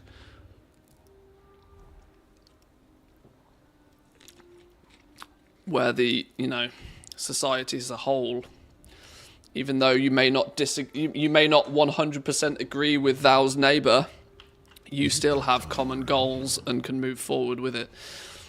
Come along. You as well, see as there, Thel. If only we could skip forward to already being master time. You should have stayed, got into politics, became Prime Minister, sort it out. Dear Lord, no. God, no. Responsibility? What? Lies. Play video games and make videos on the internet. I don't want responsibility. That's crazy talk. I stand on my soapbox and preach occasionally, but I want no responsibility. It's a death sentence. Able to harness temporal energy from a source. Please, give it a try. Well done. The staff can also be used to redirect the energy collected to a target such as this one. Excellent. Now, try focusing your staff's energy at this artifact and... Oh dear, it backfired. Brace yourself. I'll open into my books. People caring about the greater good, I don't know what that feels like living here. It's There you are. This happens sometimes. It's a challenge for sure, and I understand it's more challenging for others, for some than it is for others. Probably would have turned out better if the latest Prime Minister had stayed at home and played video games. Maybe. Yeah. Recent politicians spending too much time eating cheese and having parties when they shouldn't be. We are going back. Oh, what? Hang on, I don't think I was meant to go through that portal, was I? Creatures from different timelines are all over the place. This is such a mess. Please help us get things back in order.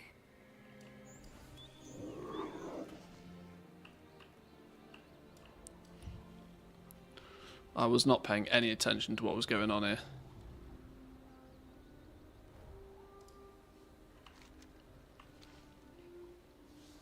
New incoming character with the name Soapbox? I'm sure that's taken. I wish I could get back to my books. It has been a time. I am always ready. I think that went well. Where's Zygor gone? Zygor's died on me. Come back.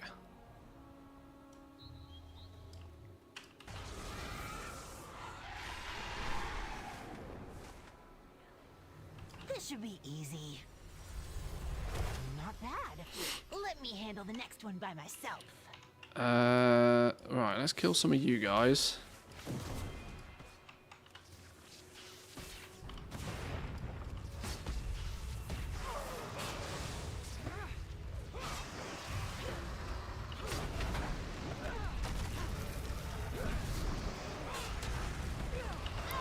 Ah, yes, the sensible thing. If dying, pull more.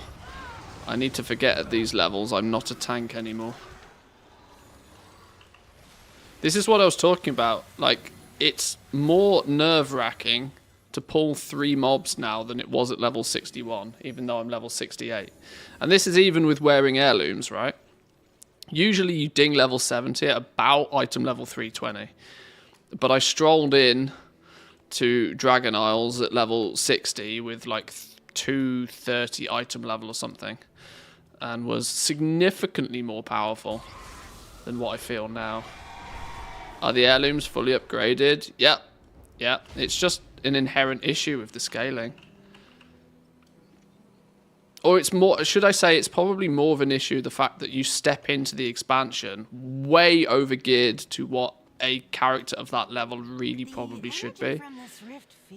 So you are just overpowered for a few levels until you get knocked back to reality.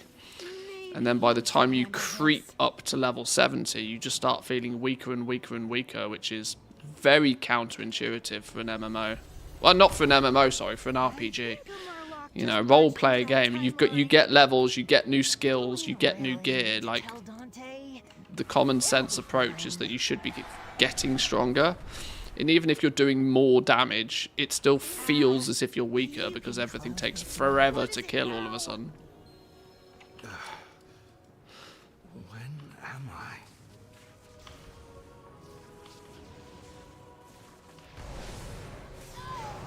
This isn't going to go well. Chain lightning absolutely shreds here.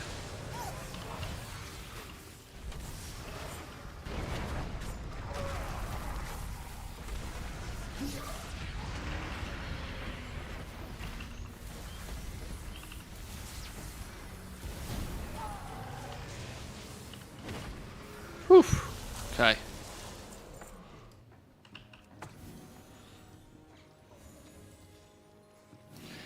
It's about the other 7 items that aren't kept to your current item level. The heirlooms are pretty good. Yeah, having the heirlooms definitely helps the situation. With doing this without heirlooms, it does exacerbate the issue that right now I would feel super weak if I didn't have heirlooms on. Look at the item level of like some of the other gear around me. My heirlooms are 318.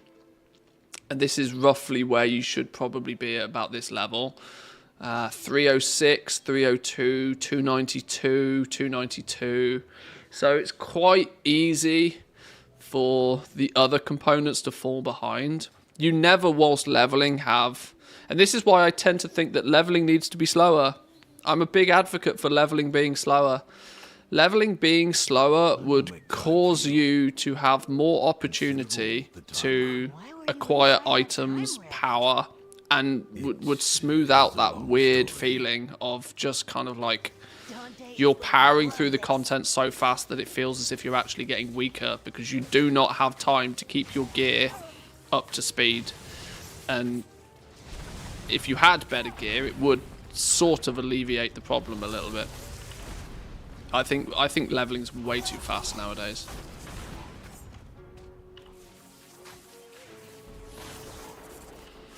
Leveling is 20% slower normally. Well, yeah, true. At the moment, that is the case. Yeah, there's the that's always the, you know, you got the devil on one shoulder, the angel on another, haven't you? You could hamstring yourself deliberately, but at the end of the day, if you just power to 70, you can just get it done, you know. Deal with it for deal with it for a few hours, get it done, and then when you hit 70, you just go gear up super fast. I'm not a fan, you know, of all the Race to World First players showcasing their brand new characters. Like, it seems to be a bit of a trend on Twitter at the moment for these players to post a like 476 plus item level geared character, and then with the caption, "This character's 2 days old, by the way." That's one of those humble brags that just comes across a bit dickish to me. It's like, we know that you can be fully heroic geared in 2 days from leveling a character, but no need to rub it in the face of everybody else that's still trying to progress through the raid. We will find time. Yes, I can help. What time is it? It is good to see that you have returned safely. What happened? We were defending the temporal conflux. But it does prove my point that like leveling's way too easy. Way too easy. What of the others with you? Oh, what's going on here?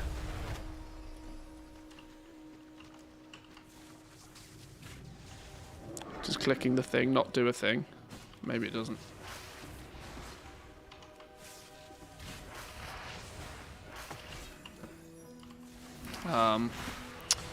Can you stand together, please?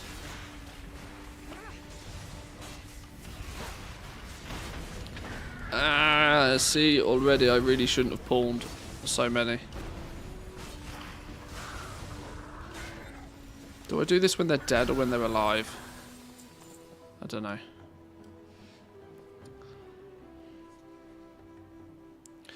It amuses me that you can get boosted from 60 to 70 in less than 2 hours and for like 70k gold.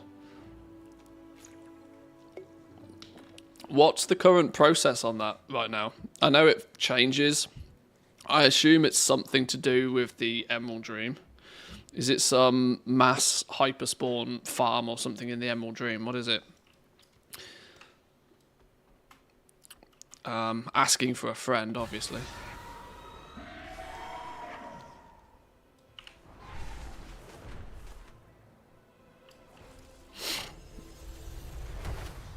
Had this idea a while back. They should slow leveling 2 to 3 times of what it is now, but for every max level character, your account gets a stacking 5% experience buff. So if you really love alts, you can get them done faster. Maybe cap it out at a 50% bonus or something like that. Yeah, I vastly...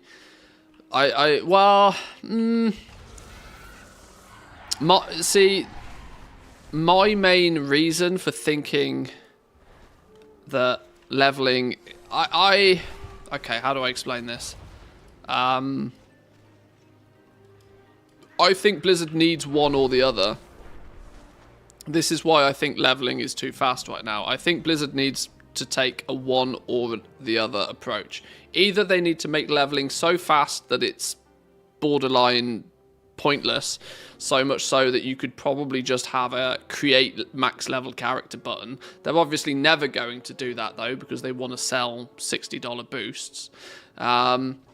Or you need to go the approach of making leveling much slower, which gives players significantly more time to get acquainted with their character, right? Invest time in their character, care about the progression of their character far more.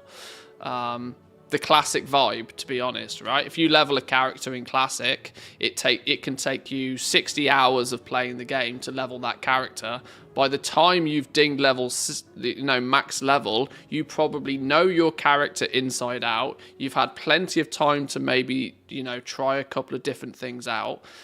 You understand your spells, you understand your abilities far more. You have a vested interest in the performance of that character far more.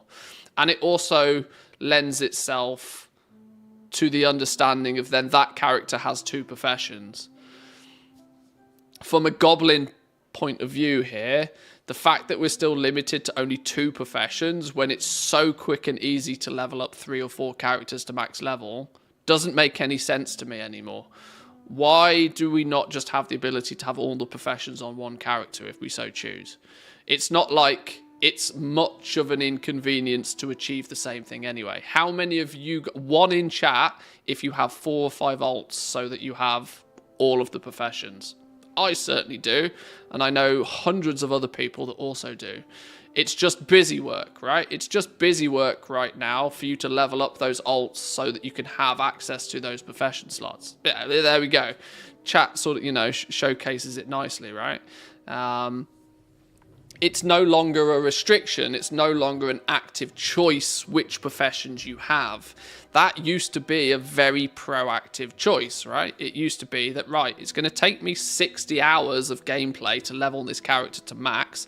I've got 2 profession slots. I'm going to pick 2, and I'm going to pick these 2 in the hope that other players pick the other ones. And that creates that supply and demand that the economy is meant to revolve around. Right now, when it's so quick and easy to level up 4 or 5 alts, you can easily have access to all of the professions and, in theory, if you wanted to be almost 100% self-sufficient. What we also know is that there's no real inherent risk with giving people access to all the professions. Supply and demand will still be there to a degree, and my example for this is always cooking. Every single character has access to cooking. Every single character can level up cooking. Everybody is on an equal playing field with cooking, yet there is still a market for food. Every single patch. There's still a market for that, because just because you can doesn't mean that people do. People who don't want to do will buy off the people that have. So I don't really feel that there's a downside to giving people access to all the professions at this point. We can achieve it in a roundabout way anyway. So another thing to just, why not at this point say, right, you can just level up all of the professions. I would be so much more happy about leveling up all of the professions and collecting everything on one character. Because doing it on multiple characters feels like I'm not gaining anything. It just feels like busy work to keep me busy.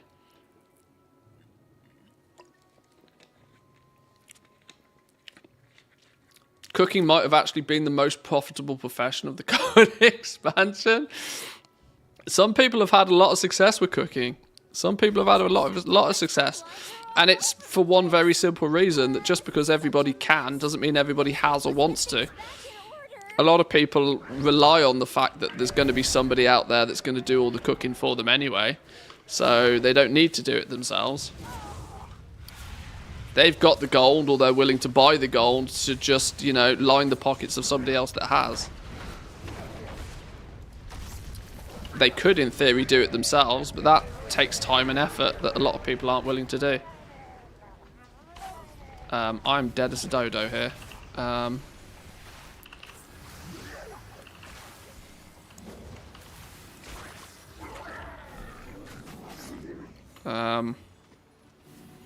I'm dead as a dodo. Oops. I wasn't paying any attention to what I was doing then. I pulled off the zone for some reason. Oh, flipping hell.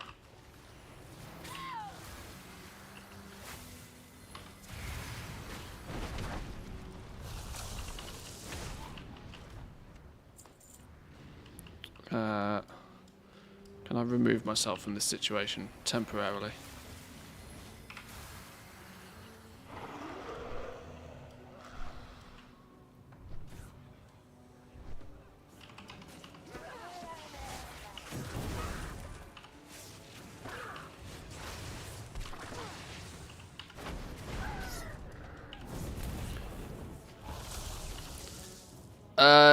Off topic, but did you keep the calculation on what the most profitable way to use illustrious insight of each profession was in the cheat sheet?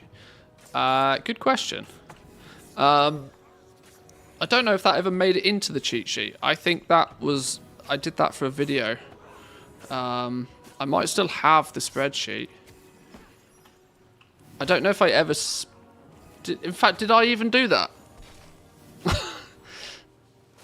I must have done. That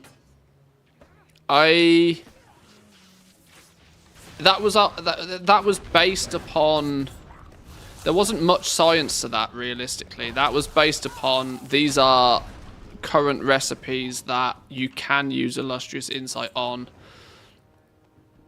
But I think I even made that video, or that spreadsheet, or whatever it was I did for that, with the mindset that this is probably all going to change next patch anyway, so I'm not sure if I'd have kept it. Honest answer is I can't remember. It sounds like the kind of thing I probably wouldn't have put in a spreadsheet, though, because I probably wouldn't have seen too much value in doing it properly, per se, because I knew it was going to change. The recipes that you'd focus on would change, for example. Although the irony is that they are probably actually nearly the same right now. The easy answer is if you name a profession, I can probably tell you where you should be using your insight. Or if I can't, somebody else definitely could.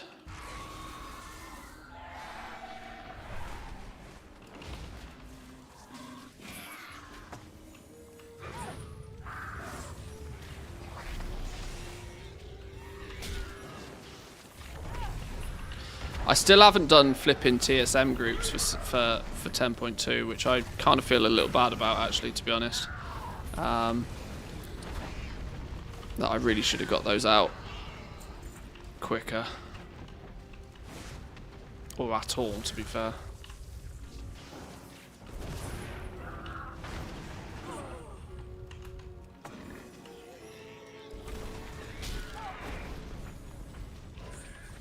Enchanting. Well, enchanting's a bit of a sticky one because your insight is not going to go very far, right? Your problem with enchanting is the most valuable place to spend it is probably on weapon enchants. But your issue is going to be is it's 50 artisan's metal for each one. So you chunk through your metal like super fast on enchanting. There's not really anywhere else that you are going to struggle maxing the enchant anyway.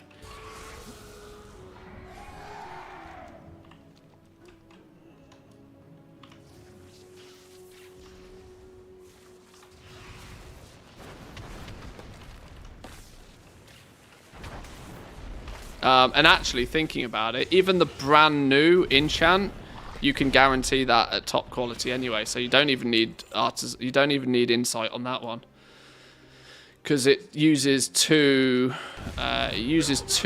awakened. It uses order and earth. So if you crush those first to get the bonus, you actually gain enough skill to guarantee it at quality 3. I wonder if the market reflects that. I wonder how many. I mean, surely people have worked that out, right?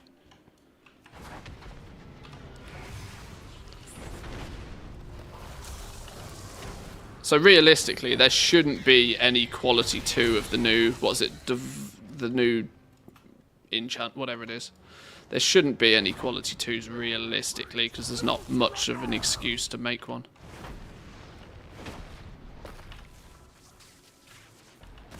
Yeah, the new one that comes from the new raid. Not the one everybody actually wants. It's really odd how almost all of the new recipes are all complete flops. It's, you know, it's kind of interesting how, I mean, that can't have been by design, right? Like, what? Why would you go about making something with the knowledge ahead of time that nobody's going to care about it? This is why I think we are still probably likely to see some hotfix or some change, but they're probably somewhat scared of doing it too soon now, because people have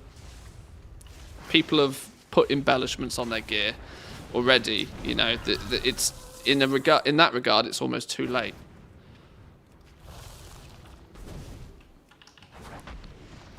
And if you start changing people's BIS lists all of a sudden, like 2 weeks into a raid, that's gonna that will infuriate people.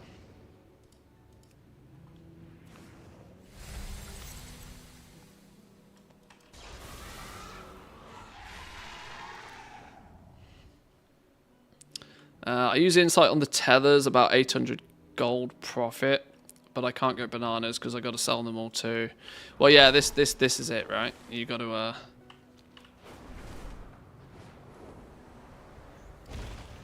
be cautious. Didn't you just do a video about that, making a few million from changing BIS? Well, at least that happened prior to the season. You know, they nerfed the Spore Cloak before the raid went live. So at least people still had chance to sort of switch up their BIS lists and change direction if they needed to. You do it 2 weeks into a raid tier and people are going to lose their shit.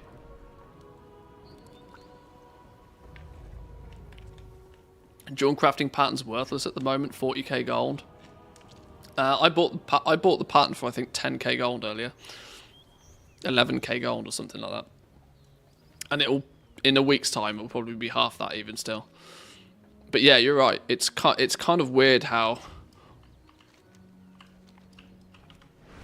virtually every single one of the new recipes from 10.2 is just DOA, which is very strange. doubly frustrating considering most people who enjoy the professions in crafting have already been stating that there has really not been any improvements to the profession system, the entire expansion, in an expansion where we were kind of expecting to be crafting and professions to be quite a heavy focus based upon how we went into the expansion. To then have a major content patch in 10.2 whilst virtually all of the new recipes are DOA is kind of like, oh, great. It's like, Jesus.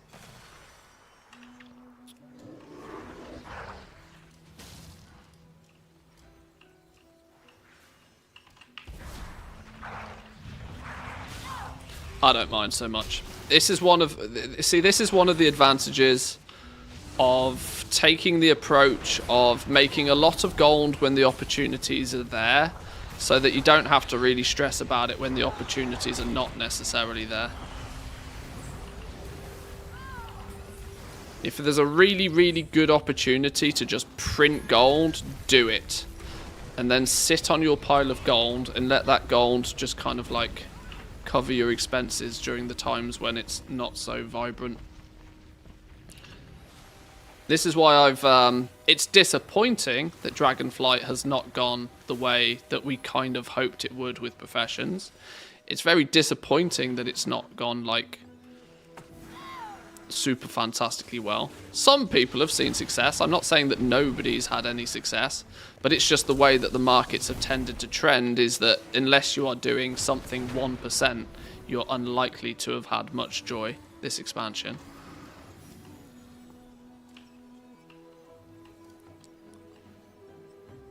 I'd have definitely liked it to have been more simplistic for more people, let's put it that way. Or more options at the very least.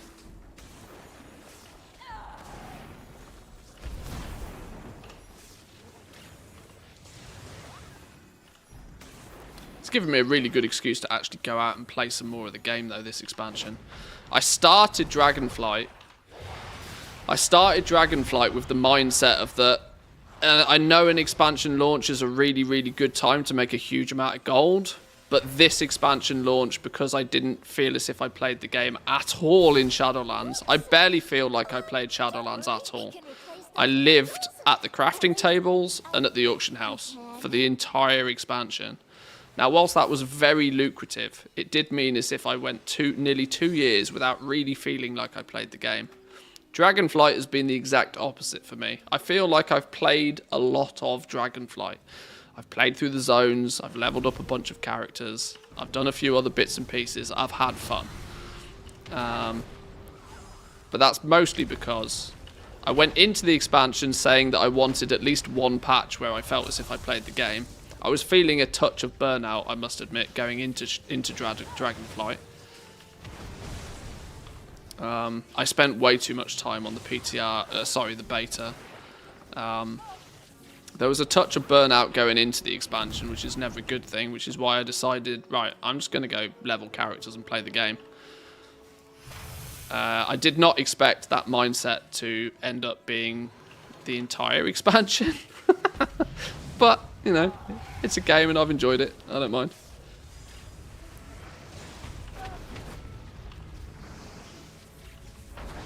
I think Jewel Crafting's the winner this expansion. Yeah, Jewel Crafting's had a pretty good time. Hey, 69, giggity.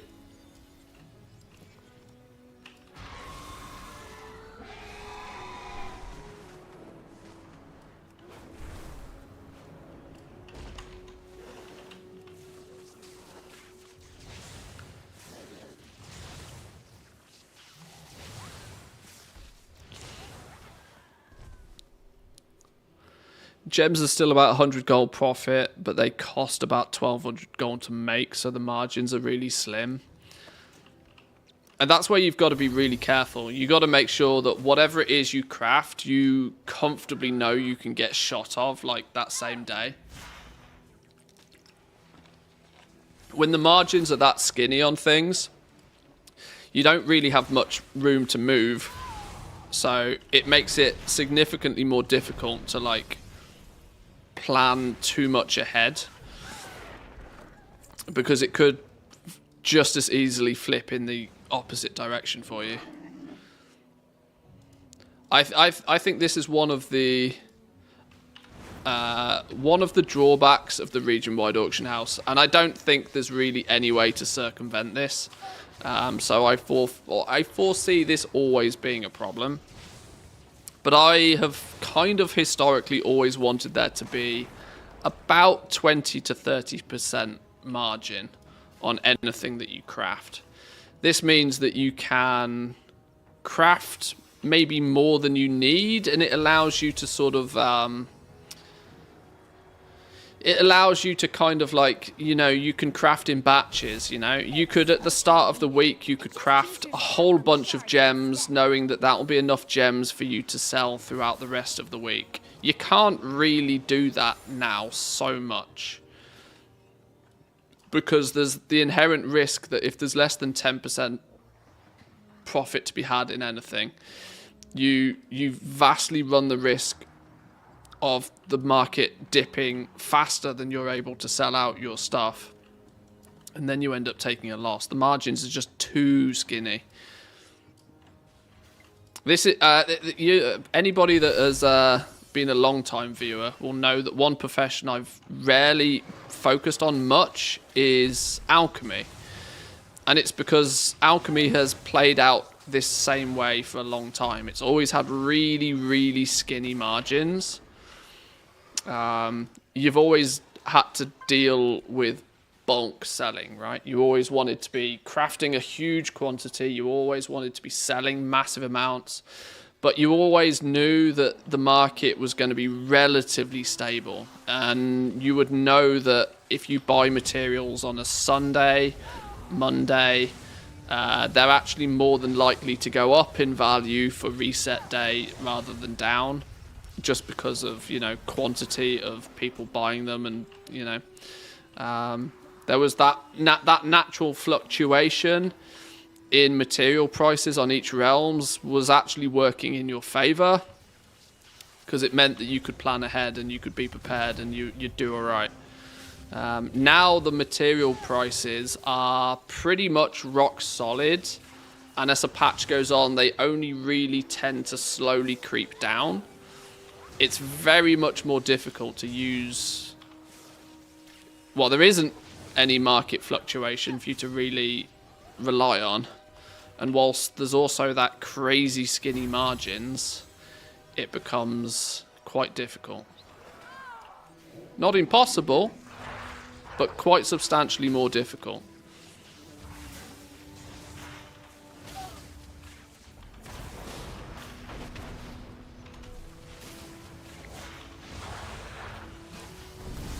Which is kind of led to a scenario where if you really are willing to throw vast amounts of time, like the larger percentage of your playtime at crafting, you can still see some good success with it. But there's no middle ground anymore. The second you take one step back from hardcore playing the crafting game, you're just done, right? There's no room for movement there. You're either try-harding it and you'll see success because of your try-harding, or you take one step back and then you might as well not bother, because the risk just becomes outrageous. So it's way less forgiving, which is kind of the opposite of what we expected in Dragonflight. This is the thing for me. We expected, the way that the professions were built out, we expected there to be more room for more people in the marketplace generally. You know, when you look at it from the perspective of, right, you should kind of think that somebody might go this way with their specializations and be good at this. Somebody else might go this way and be good at that. You know, it creates that sort of, you know, people have to, I'll make some of this, you make some of that, and then we'll swap a few bits and pieces and whatever. Everybody should be able to get a little bit more of a piece of the pie. But I think it's gone even more extreme than Shadowlands was, where if you're not absolutely sweating it out, So many books. the risk of even trying is so high.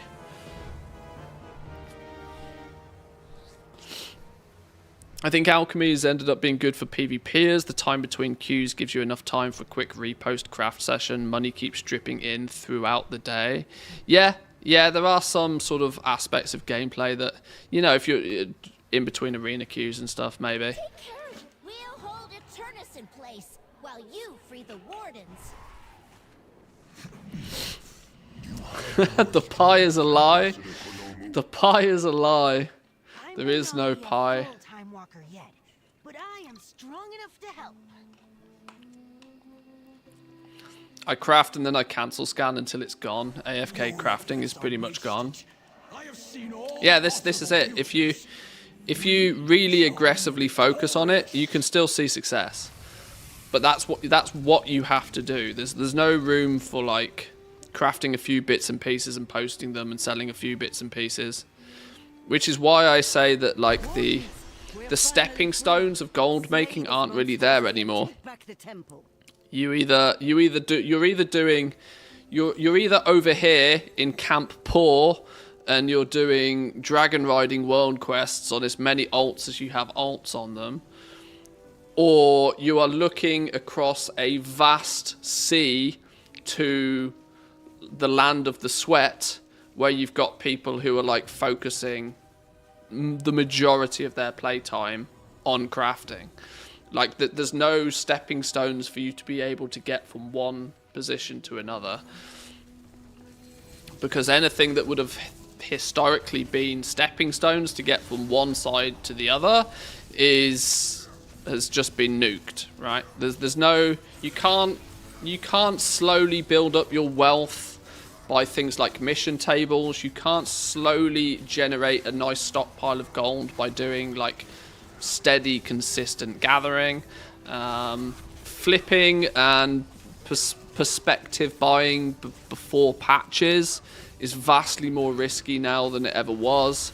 Plus, it's also significantly more difficult to like force any market movement unless you have just like very, very, very deep pockets.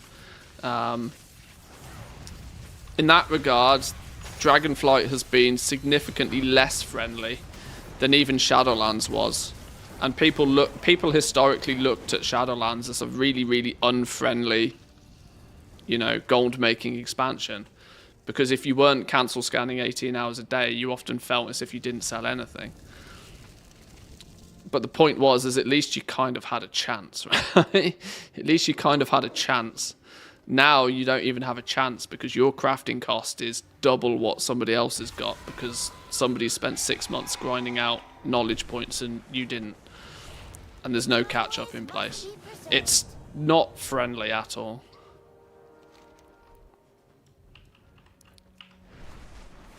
Oh, no, hang on, the flight point is here. Baladash, Malanore.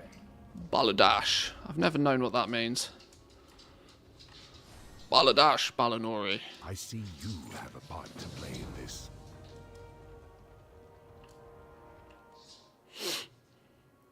$374 tokens now. Is it slow? Is it doing its bouncy up and down stuff? Is it doing the flippity floppity up and down business?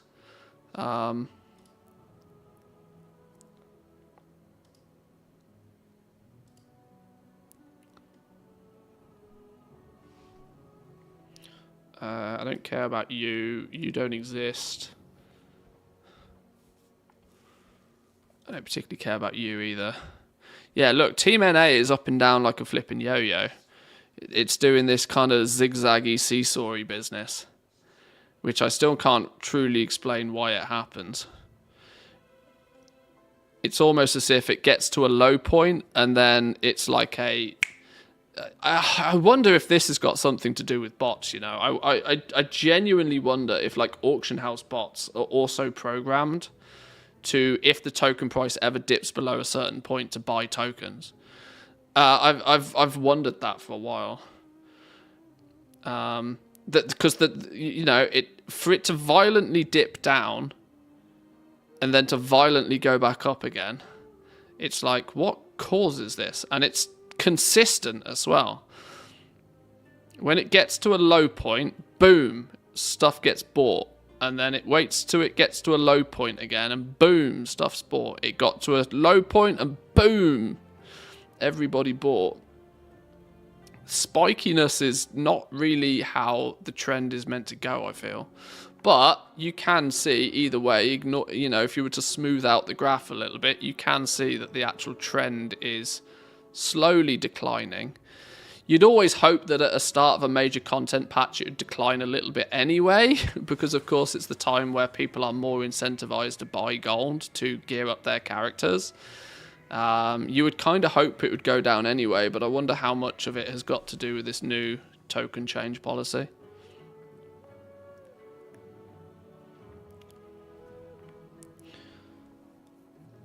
Down to as low as 250. Yeah, 250 was the low point in Team NA. Then it shot up again to 313. A real strong indication that it crossed a threshold. It crossed that 250 threshold, and then instantly all the tokens were bought out.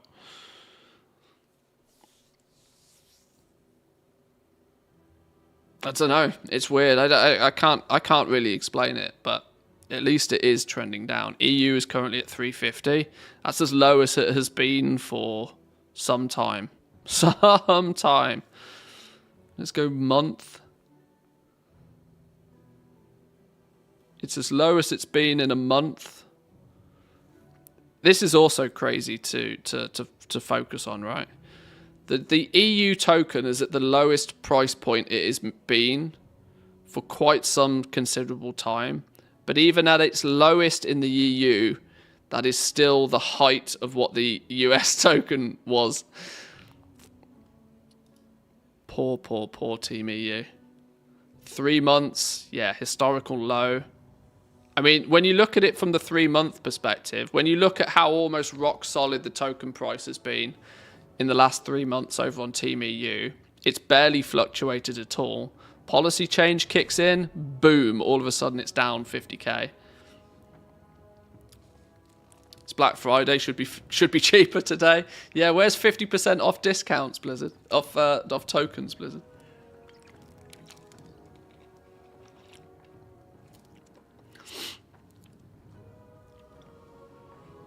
Last time it was 360k was in August for EU. Yeah, there you go. So like literally months back. Months back.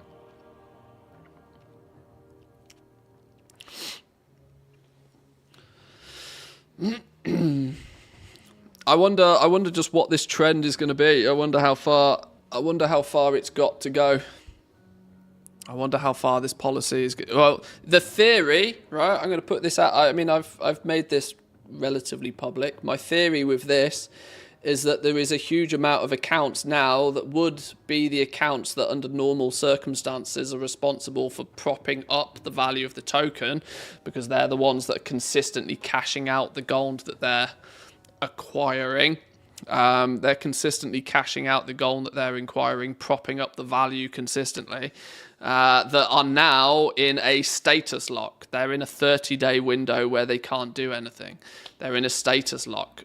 Even if they have chosen to give Blizzard $15 of real money, they're in that 30-day window where they have to also have consumed that game time before they can buy tokens again.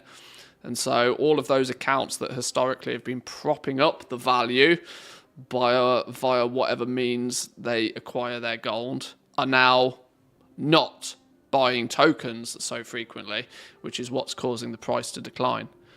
As people are still, especially at this sort of time in a patch, people are still taking their credit cards out. Regular people are still taking credit cards out, buying tokens to get an influx of gold to gear up their characters. You know, those shiny, heroic BOEs that are, you know, 1 million gold plus are looking more than tempting to enough people for them to take their credit card out and snag up a few. So there's still people buying the tokens with credit cards, but a vastly lower amount of people exchanging gold for tokens is what's causing the decline. The question is that if it is that 30-day window, is this just the first week's dip? is this just the first week's dip? Is this a double bubble dip because people are buying tokens for progression? Or is this just week 1 of potentially 4 weeks of dip before, you know, we get back to what many would consider more reasonable numbers?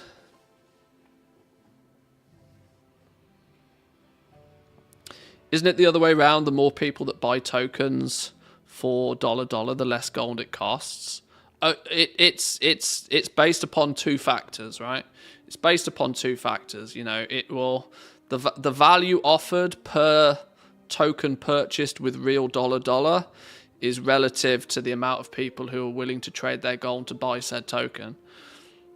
And like I said, if what Blizzard have done is put the vast majority of people who are consistently converting gold into tokens, if they've put them all on timeout for 30 days, this is why there's all of a sudden nobody buying these tokens, and so the price drops as an incentive for more people with gold. The reason the price drops is to incentivize more people who have gold to buy one, because it then is cheaper for them to get a month of game time. It's cheaper for them to get, you know, a bit of Blizzard balance. That's why it dips.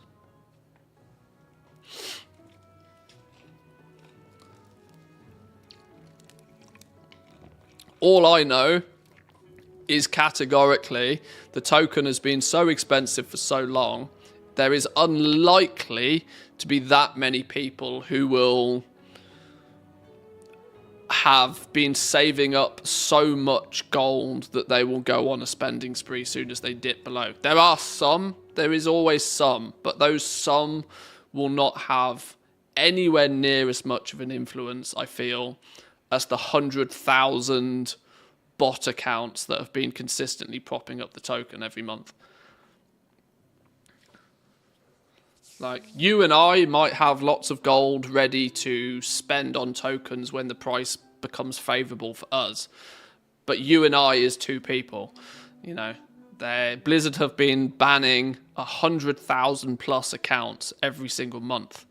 And the likelihood is a vast majority of those counts are probably involved in somewhat shape or form with either gold buying or selling or farming or something, right? Most regular players don't catch a ban for much else in game. You know, there's occasions where there's an exploit, there could be some win trading. You know, the actual reasons to get banned in this game are few and far between, outside of something to do with gold or botting in general. And nobody really botting for any other reason apart from gold as well. Let's make that clear. Why have I just paid $15 US to Trade School Master? Oh, maybe that's my 6-month premium. I guess that makes sense. I could have done with knowing that that was going to be a thing. Anyway. It'll be interesting to see what happens in the next few weeks. We'll keep our eyes on it. We'll keep our eyes open. We'll see what happens. Boys and girls, I'm going to leave it there, though, for today. I did mention at the start of the stream, it's technically my anniversary today. So if I want some brownie points, I really shouldn't be playing video games all day. So I'm going to leave it there for today, and in turn for the week, because of course it is Friday. So I wish you all a wonderful weekend. Have fun, whatever you may be doing. It is obviously over on Team NA. It's quite a festive time right now with Thanksgiving. So enjoy that. If you are not in Team NA, then, you know, enjoy the weekend. Don't spend too much money on Black Friday weekend. But